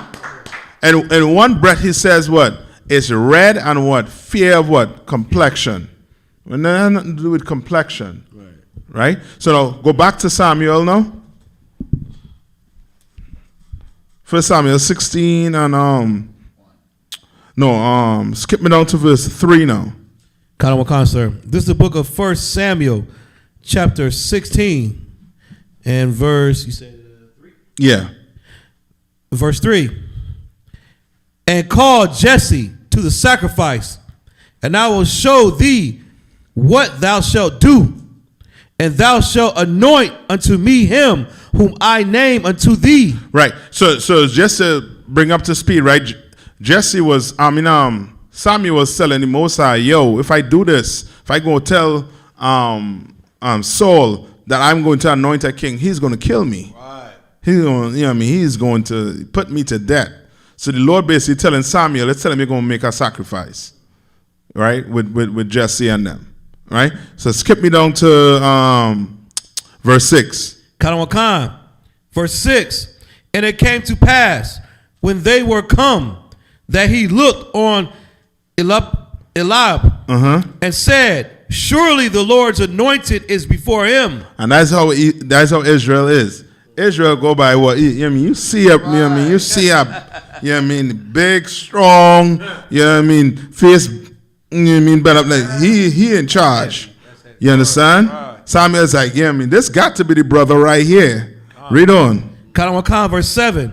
But the Lord said unto Samuel, look not on his countenance. Meaning, look not at what? His what? His features, his facial features. Don't look at that. Don't look at it. Because he maybe was looking what? Rough as can be. Looked like he could take on about 10, you know what I mean, to 20 men at a time. Right. All right, read on. Look not on his countenance or on the height of his stature. Meaning he was what? He was LeBron James type height, more than likely. You know what I mean? Tall, big, you know what I mean? Strap it, just the whole works. You know what I mean? You want to, you know what I mean? You in the gym trying to look like that. You know what I mean? You're trying to get there. You know what I mean? You know what I mean? Your face looking a little smooth. You want a little scar coming all the way around here. So, right. You know what I mean? Come on. Because I have refused him, for the Lord seeth not as a man seeth. Right, the Lord don't see as a man see. You understand? The Lord don't see numbers. You turn your TV on and you see, you know what I mean, other groups, or you know what I mean, I should say other churches, right, other Christians with big, nice buildings. You like, well, the Lord in there. Right. The Lord must be in there. You hear the music coming out of there. You hear Kanye West singing it. Lord had to be there. You know what I mean? He got to be inside there. Right. But that's not how the Lord look at things. Right. Not the way we look at things. You know what I mean? Read on. Kanawakan, sir. For the Lord seeth not as man seeth. For man looketh on the outward appearance, but the Lord looketh on the heart. What does it mean he looketh on the heart? Come on. He's looking at his mind. Looking at his mind. Mindset. You understand? Yes, his mindset. Because this brother could be big as a house. And he what? Not wicked. Don't think this is talking about wicked. This is more talking about what? Yes, because that's why Samuel is looking at what? His countenance. Right. Samuel looking at what? His height, his stature. How he compared to other brothers. You understand? Samuel, I hear him talk as yet. He ain't going based on it. He going by what? Oh, yeah, this is the man. Remember, that's what they did with what? With Saul. Saul was what? Taller than the rest. He was just, you know what I mean? He's like, yeah, this is the man. You understand? Right, read on. Kanawakan. For man looketh on the outward appearance, but the Lord looketh on the heart. Then Jesse called Abinadab and made him pass before Samuel. And he said, neither hath the Lord chosen this. 9. Then Jesse made Shammah to pass by, and he said, neither hath the Lord chosen this. And again, again, Jesse made 7 of his sons to pass before Samuel. So Jesse bring what? 7 of his sons. It's like, hold up now. 7 of them men, and you're just like, la'ah. Read verse 11. Kanawakan. And Samuel said unto Jesse, are here all thy children? And he said, there remaineth yet the youngest, and behold, he keepeth the sheep. And Samuel said unto Jesse, send and fetch him, for we will not sit down. For we will not sit down till he come hither. Read on. 12. And he sat, then brought him in. Now he was ruddy, and with and he sat and brought him in. Now he was ruddy, and with all of a beautiful countenance, right? Which that, you know what? David was not invited. Why? Come on. Because he looks soft. That's kind of harsh to say about him. It's not. You on point with it, right? Yeah, you on point with it. Meaning, okay, it's like, you know what I mean. You look at a brother and you like, I could take him. You know what I mean? But little do you know, he had them D's waiting on you. Right. You know what I mean? Come on. If I may, sir, it's just like, you know, you look at a lot of the boxers. Like if you look at like Floyd Mayweather is like 5'7".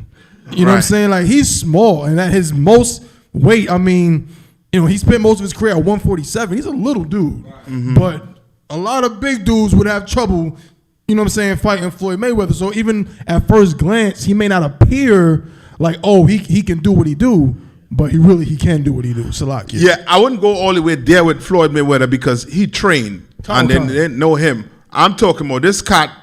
He just taking care of the sheep, sir. He taking care of the sheep.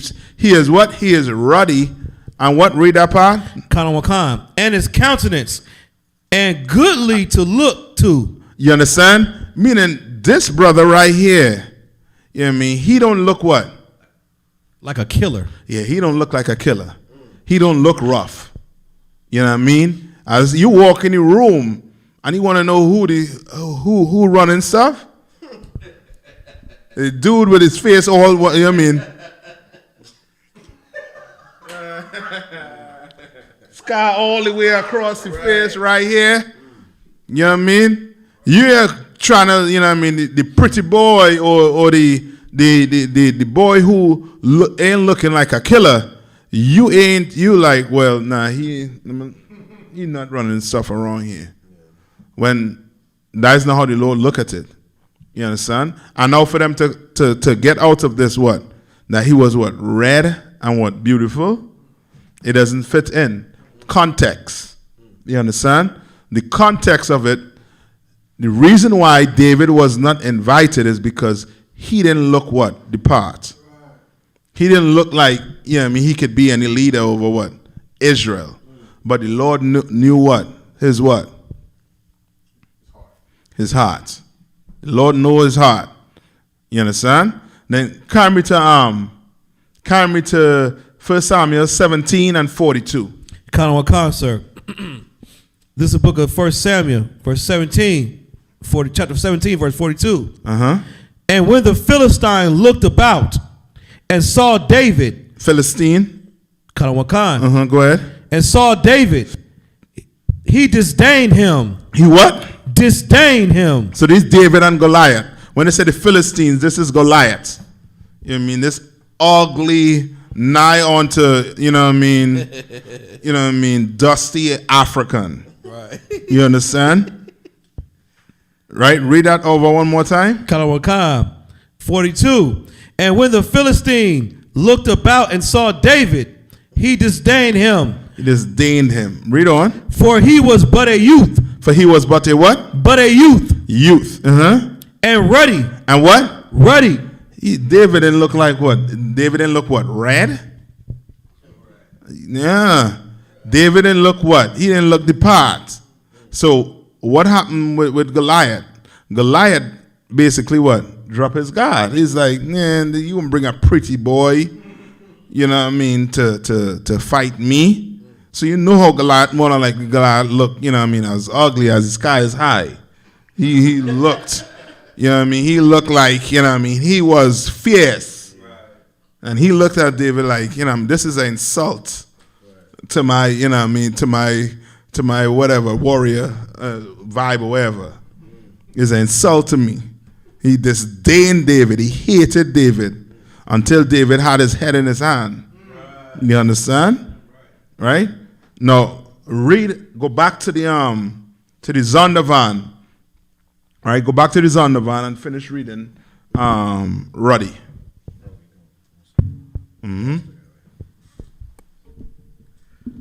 Ruddy in the Zondervan Bible Dictionary. A word used to refer to a red or fair complexion, in contrast to the dark skin of the Hebrew. And what? In contrast to the dark skin of the Hebrew. So what is that saying? In contrast. Meaning what? What are they trying to say? Give me mic. They need to hear this, Yaniza. Trust me. In contrast, they're trying to separate the word ruddy from being handsome to being light skin or white. Very good. So what they're trying to say about David in contrast to the Israelites, that he was what? That he was a light-skinned white man. Basically, he was blonde. So David was the only one light-skinned Israelite. Contrast to all the other Israelites. You understand? They ain't saying, well, he was albino. No. They're full out just saying what David was. He was just white in contrast to his other brothers. You understand what I'm saying? Like, that should show you, that you got to come in here and learn these things. You just go on the internet and just type in whatever, you're going to think that ruddy actually means what? Red. When ruddy just actually means what? Beautiful. That's all. Come on. If I may. But even with it, they're kind of cutting themselves because they're admitting that the Hebrews are dark skinned. Yes, they are. They know the Hebrews are dark skinned. They know that. It's in the Bible. Jeremiah 14 and 2. Right. Revelation 1 and 13. What Daniel's what? 9 and 10 or 10 and 9. Come on. But, it's kind of insane that they would try to separate David as a white man from the rest of the dark Hebrews. Yeah, they had to do it because why? The so-called land of Israel with Netanyahu on them need to think of themselves as being what? Israelites. So you need a way to make David, who they know was what? Fierce, white. You understand? Now carry me to Isaiah, not Isaiah, Songs of Solomon 5 and 9.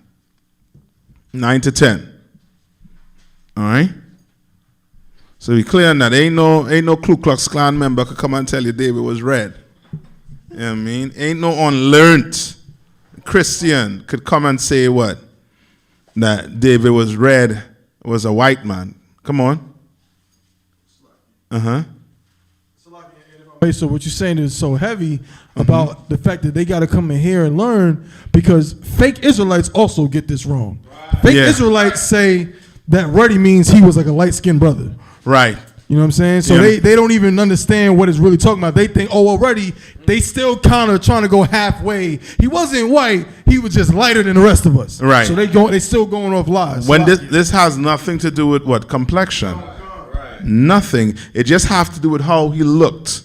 And he didn't look like a killer. Right. He had that pretty boy look, that baby face. Right. Just imagine my boy Maya coming to you, know what I mean? Be like, yeah, who is this baby face? What is he gonna do? Right. Little do you know what I mean, Maya will fold you up in a corner. You know what I mean? Little do you know. You know what I mean? Like, it has nothing to do with, you know what I mean, complexion. The Jews are black, plain and simple. Right, where we at? Songs of Solomon, what? Is it 5 and 10? 5, we start at 9. You know what I mean? Go ahead. Khan, this is the book of the Song of Solomon, chapter 5 and verse 9. Uh-huh. Why is thy beloved more than another beloved? All right. Oh, go ahead. O thou fairest among women, what is thy beloved more than another beloved, that thou dost so charge us? Right. 10. So who in verse 9, what is going on here in verse 9? What's going on here? Come on.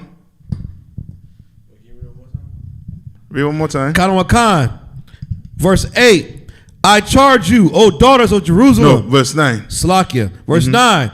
Why is thy beloved more than another beloved? O thou fairest among women, what is thy beloved more than another beloved, that thou doest so charge us? Right. So who is talking here? Come on. Yeah, and who is he talking to? Yeah, to his wives. You know what I mean? He's like, you know what I mean? He spitting what? Game. You know what I mean? He keeping that fire lit. Some of you all want to just, you know what I mean, dim the fire. Solomon, he keeps that fire lit.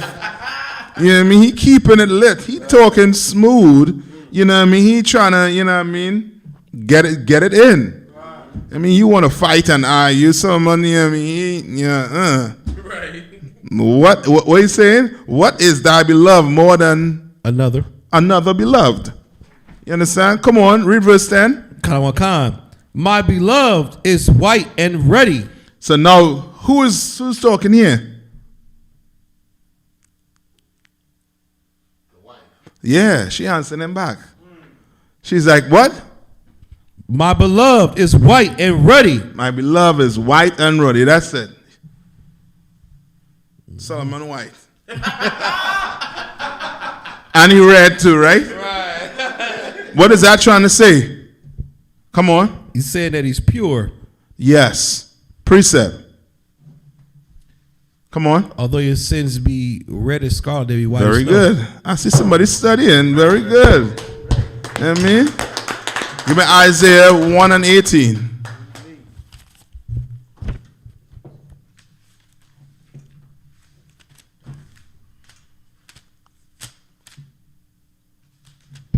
This is the book of Isaiah, chapter 1, verse 18. Mm-hmm.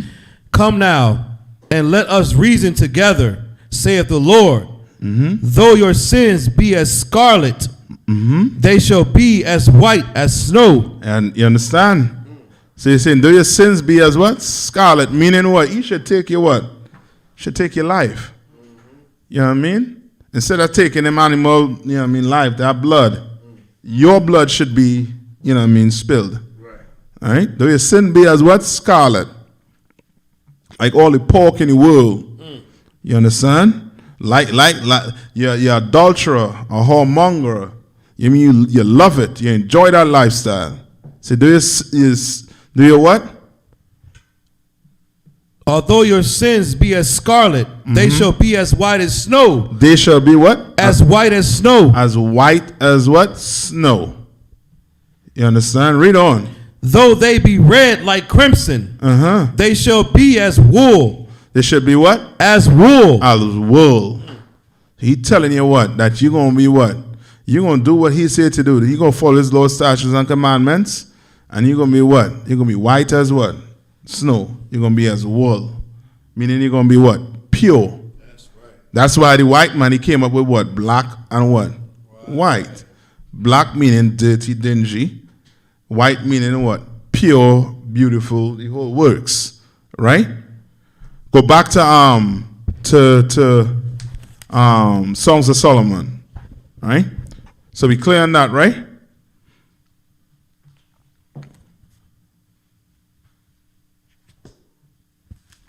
And let's read verse 10. This is the Song of Solomon, chapter 2.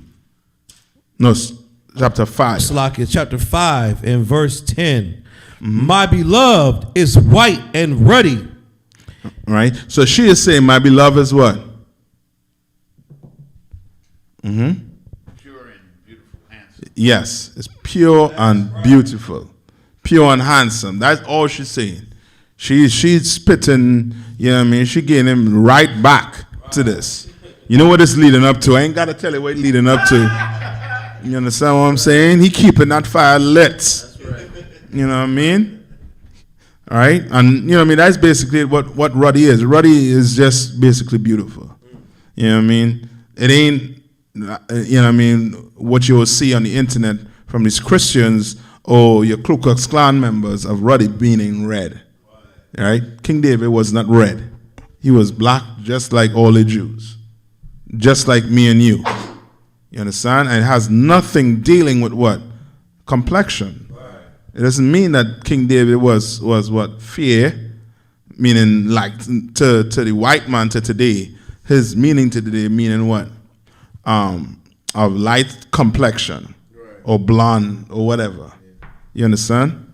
Doesn't mean that. Come on. I'm going to read 11, right? 11? Yeah. Verse 11, it gives you another clue right there. Go ahead. Reverse. Yeah, come on. Come on, Khan. Verse 11. His head is as the most fine gold. His locks are bushy and black as a raven. You understand? Meaning what? This brother here flyer. He fly. I mean, got that what? That gold, whatever thing to have. I know, you know what I mean. He had gold in his hair. Right. You know what I mean, and his locks, you know what I mean, look like what? This ain't dreadlocks. They get, and that's another one. That's another one. Another word that when you go look it up, you know what I mean. Yeah, locks. It's to the point where people think it's the lock that they have right now. Or they think is just, you know what I mean, a lock of hair from some white woman. Right? When a lock is actually what? A what? Braid. Say it one more time. In the mic so people online can hear you. What's a lock? A lock is a braid. It's a braid. Yes, right. It's not just like a lock of hair. It's a braid it's talking about. Come on. When they say he got gold in his hair, is that talking about how like you know, brothers might have put like beads or something. Yeah. Yeah. Meaning this brother here, he fly out. And if you read on, I believe it talks about his cheeks full of gold or something like that. Like, man, he had what? Gold teeth in his mouth. Like David was, you know what I mean? He was, you know what I mean, what you wanted to be. In other words, as a Jew. You know what I mean? He was fly. Right? What's the time? Give me a time check. 8:37. You all have any questions on this? You know what I mean? What we just went over. Feel good on that. We have any other questions? Just keep it for me. And Yeah, just keep it for me. Come on. I got one question, sir, just lightly. In Revelation, damn it. In Revelation, when it talks about the 1,000 years, I remember it was two parts. It was saying that the one I'm referring to is not the dark ages, or is it talking about when it says, and they shall reign with Christ 1,000 years? Could you kind of expand on that a little bit, or? Let me see what you're talking about. If not, as I say, I'm gonna hold that for next class also too. Let me see. 1,000 years, right?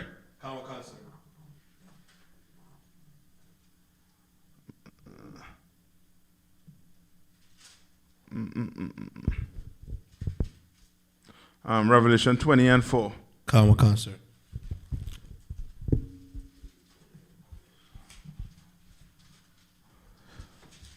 Let me get quick. If let me see.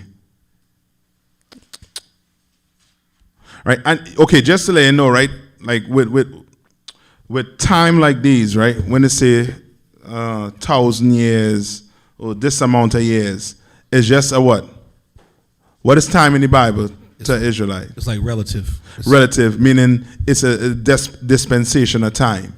It's like with the Renaissance period, right? When you go research it or look it up, you'll see that some may say it's 15th to the 16th century. Some may say 15th to the 17th century. You understand what I'm saying? So with us, we don't go by, like the white man, he goes by time. Right. You understand what I'm saying? We don't. Like he will write on this day, November 4th, such and such, such and such. This happened. We don't do that. You understand? Unless you're talking about the days that the Lord gave us to celebrate. When he specifies 14 days after this, do this. You understand? But we don't go by, you know what I mean, specific dates. All right? So read verse, I think it's Revelation 20 and 4. Kind of a concert. This is the book of Revelation, chapter 20 and verse 4. And I saw thrones, and they sat upon them, and judgment was given unto them. And I saw the souls of them that were beheaded for the witness of Yahushua. So you know what this is talking about, right? This is what? His disciples or the followers of Christ. Cool. The brothers who was in the truth and were what? Persecuted for being followers of Christ. For standing staunch for the truth. Right? Read on.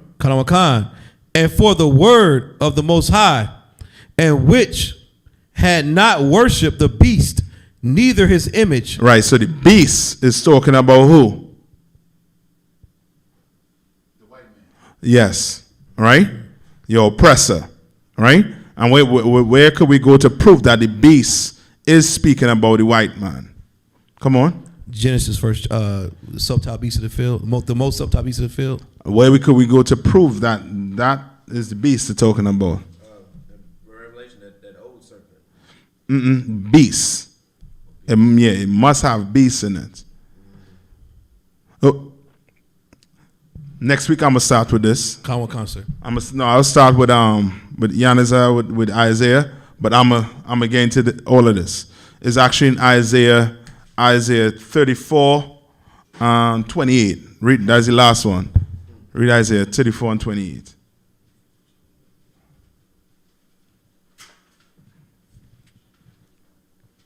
Tell me what I say. Isaiah 34 and 28. Not, or 28. Hold on, I'm going to tell you. Hold on. I'm going to get it now. All right.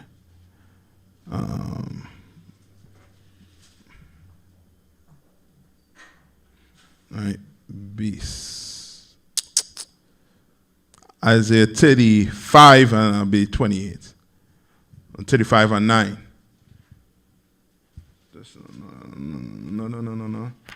No. I'm mixing it up. Pray. That's not. Beast. 34 and 14. It's somewhere around. It's somewhere around there. Is it the wild beast of the desert? No.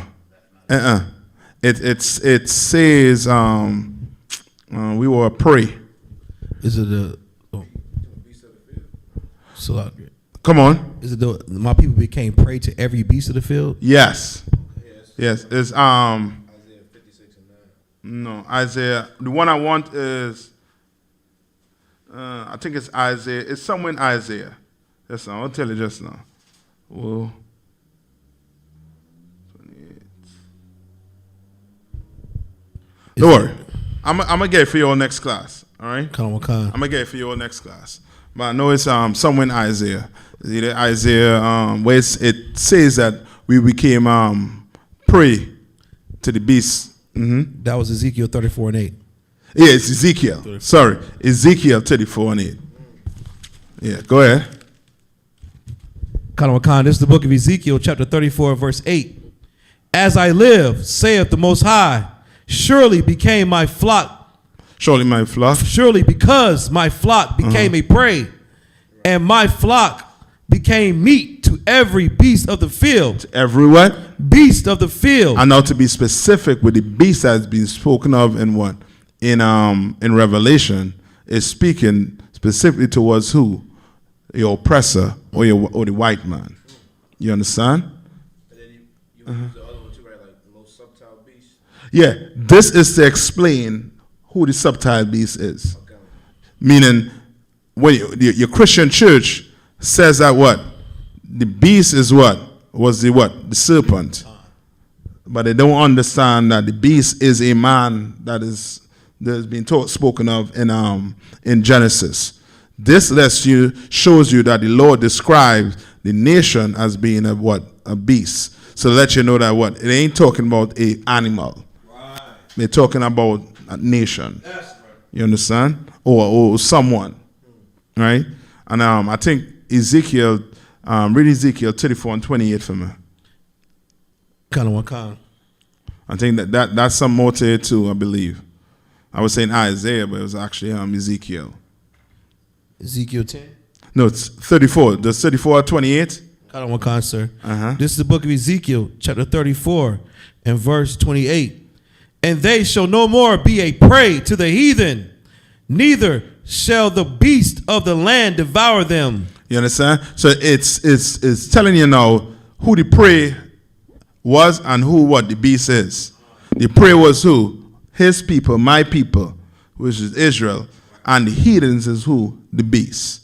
Right? That explains that from 34 and 8, it just tells you about the prey and the beast. It doesn't explain to you who the prey and the beast is. 28, when it drop down, it explains to you who the prey and the beast is. Which lets you know your oppressor, he is the beast. That's right. You understand? That's why when it said the mark of the beast has nothing to do with what? A microchip. You know what I mean? It's retarded to him think that you put some chip in your hand and now you are the mark of the beast. You know what I mean? Mark of the beast is strip clubs, Negro. Right. You know what I mean? You go in a strip club, you know what I mean? Mark of the beast. Yeah, right. You understand? You want to loving white woman, mark of the beast. That's right. You understand? And with that, I'm gonna pass the class over to Priest and Officer Tabawan. All right.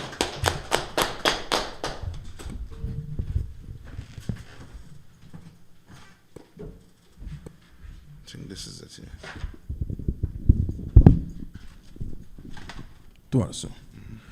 ISUPK security announcements.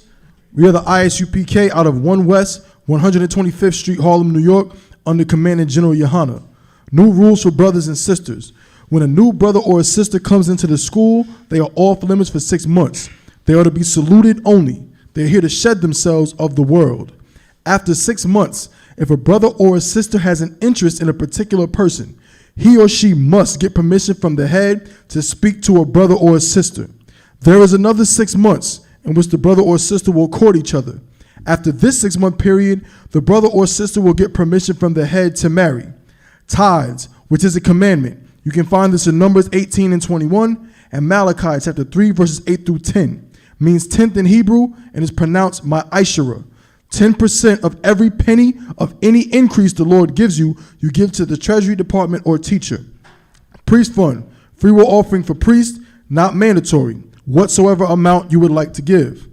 Upcoming Holy Convocation, of course, will be the Feast of Dedication, HaKanukah, which is the 25th day of the 9th month by the space of 8 days. That will take place, if you're in the North Carolina area, it'll take place here at the Durham School, 2534 South Roxborough Street, Wednesday, December 9th. Okay? And that'll be the same, you know what I'm saying, throughout all the different UPK locations. But here in North Carolina, it will be held right here in the Durham School. All right? You can find that in 1 Maccabees, chapter 4, verses 52 through 61. Salakia. Also, let's not, don't forget to tune into that Black Watch. You know what I'm saying? The General should be on, you know what I'm saying, shortly, 9 p.m. every Monday. You know what I'm saying? You know what I'm saying? He's dropping that heavy information that everybody needs for all the things that's going on in the world. If you look at the news, you can see it's, you know what I mean? It's getting real. And Commander General Yohana is telling our people exactly what they need to know to be able to prepare and deal with what's going on in this world. And also, don't forget that here in Durham, in the North Carolina area, we have the Unplugged from the Matrix podcast, of course, which has continued yet again. That's going to be every Friday, you know what I'm saying, starting around 9:15. If you're in the area, you want to come through, just watch the show, you can do that as well. If you're an officer or even a trooper and you want to, be a guest on the show, call in, that's also a possibility. Just talk to the priest, you know what I mean? We'll see if we can get that taken care of. But that podcast, again, is held here at the Durham School. Last but not least, want to remind Akim and Akwathian to check on social media such as isupk.com, Facebook, Twitter, YouTube, and so on for ISUPK events and materials. Don't forget to like, share, and subscribe to all the different ISUPK pages. You know what I'm saying? ISUPK Durham, ISUPK Fayetteville, ISUPK Charlotte, Greenville, Greensboro, you know what I'm saying? And, of course, all the other zones as well. Don't forget to like, share, and subscribe to the videos.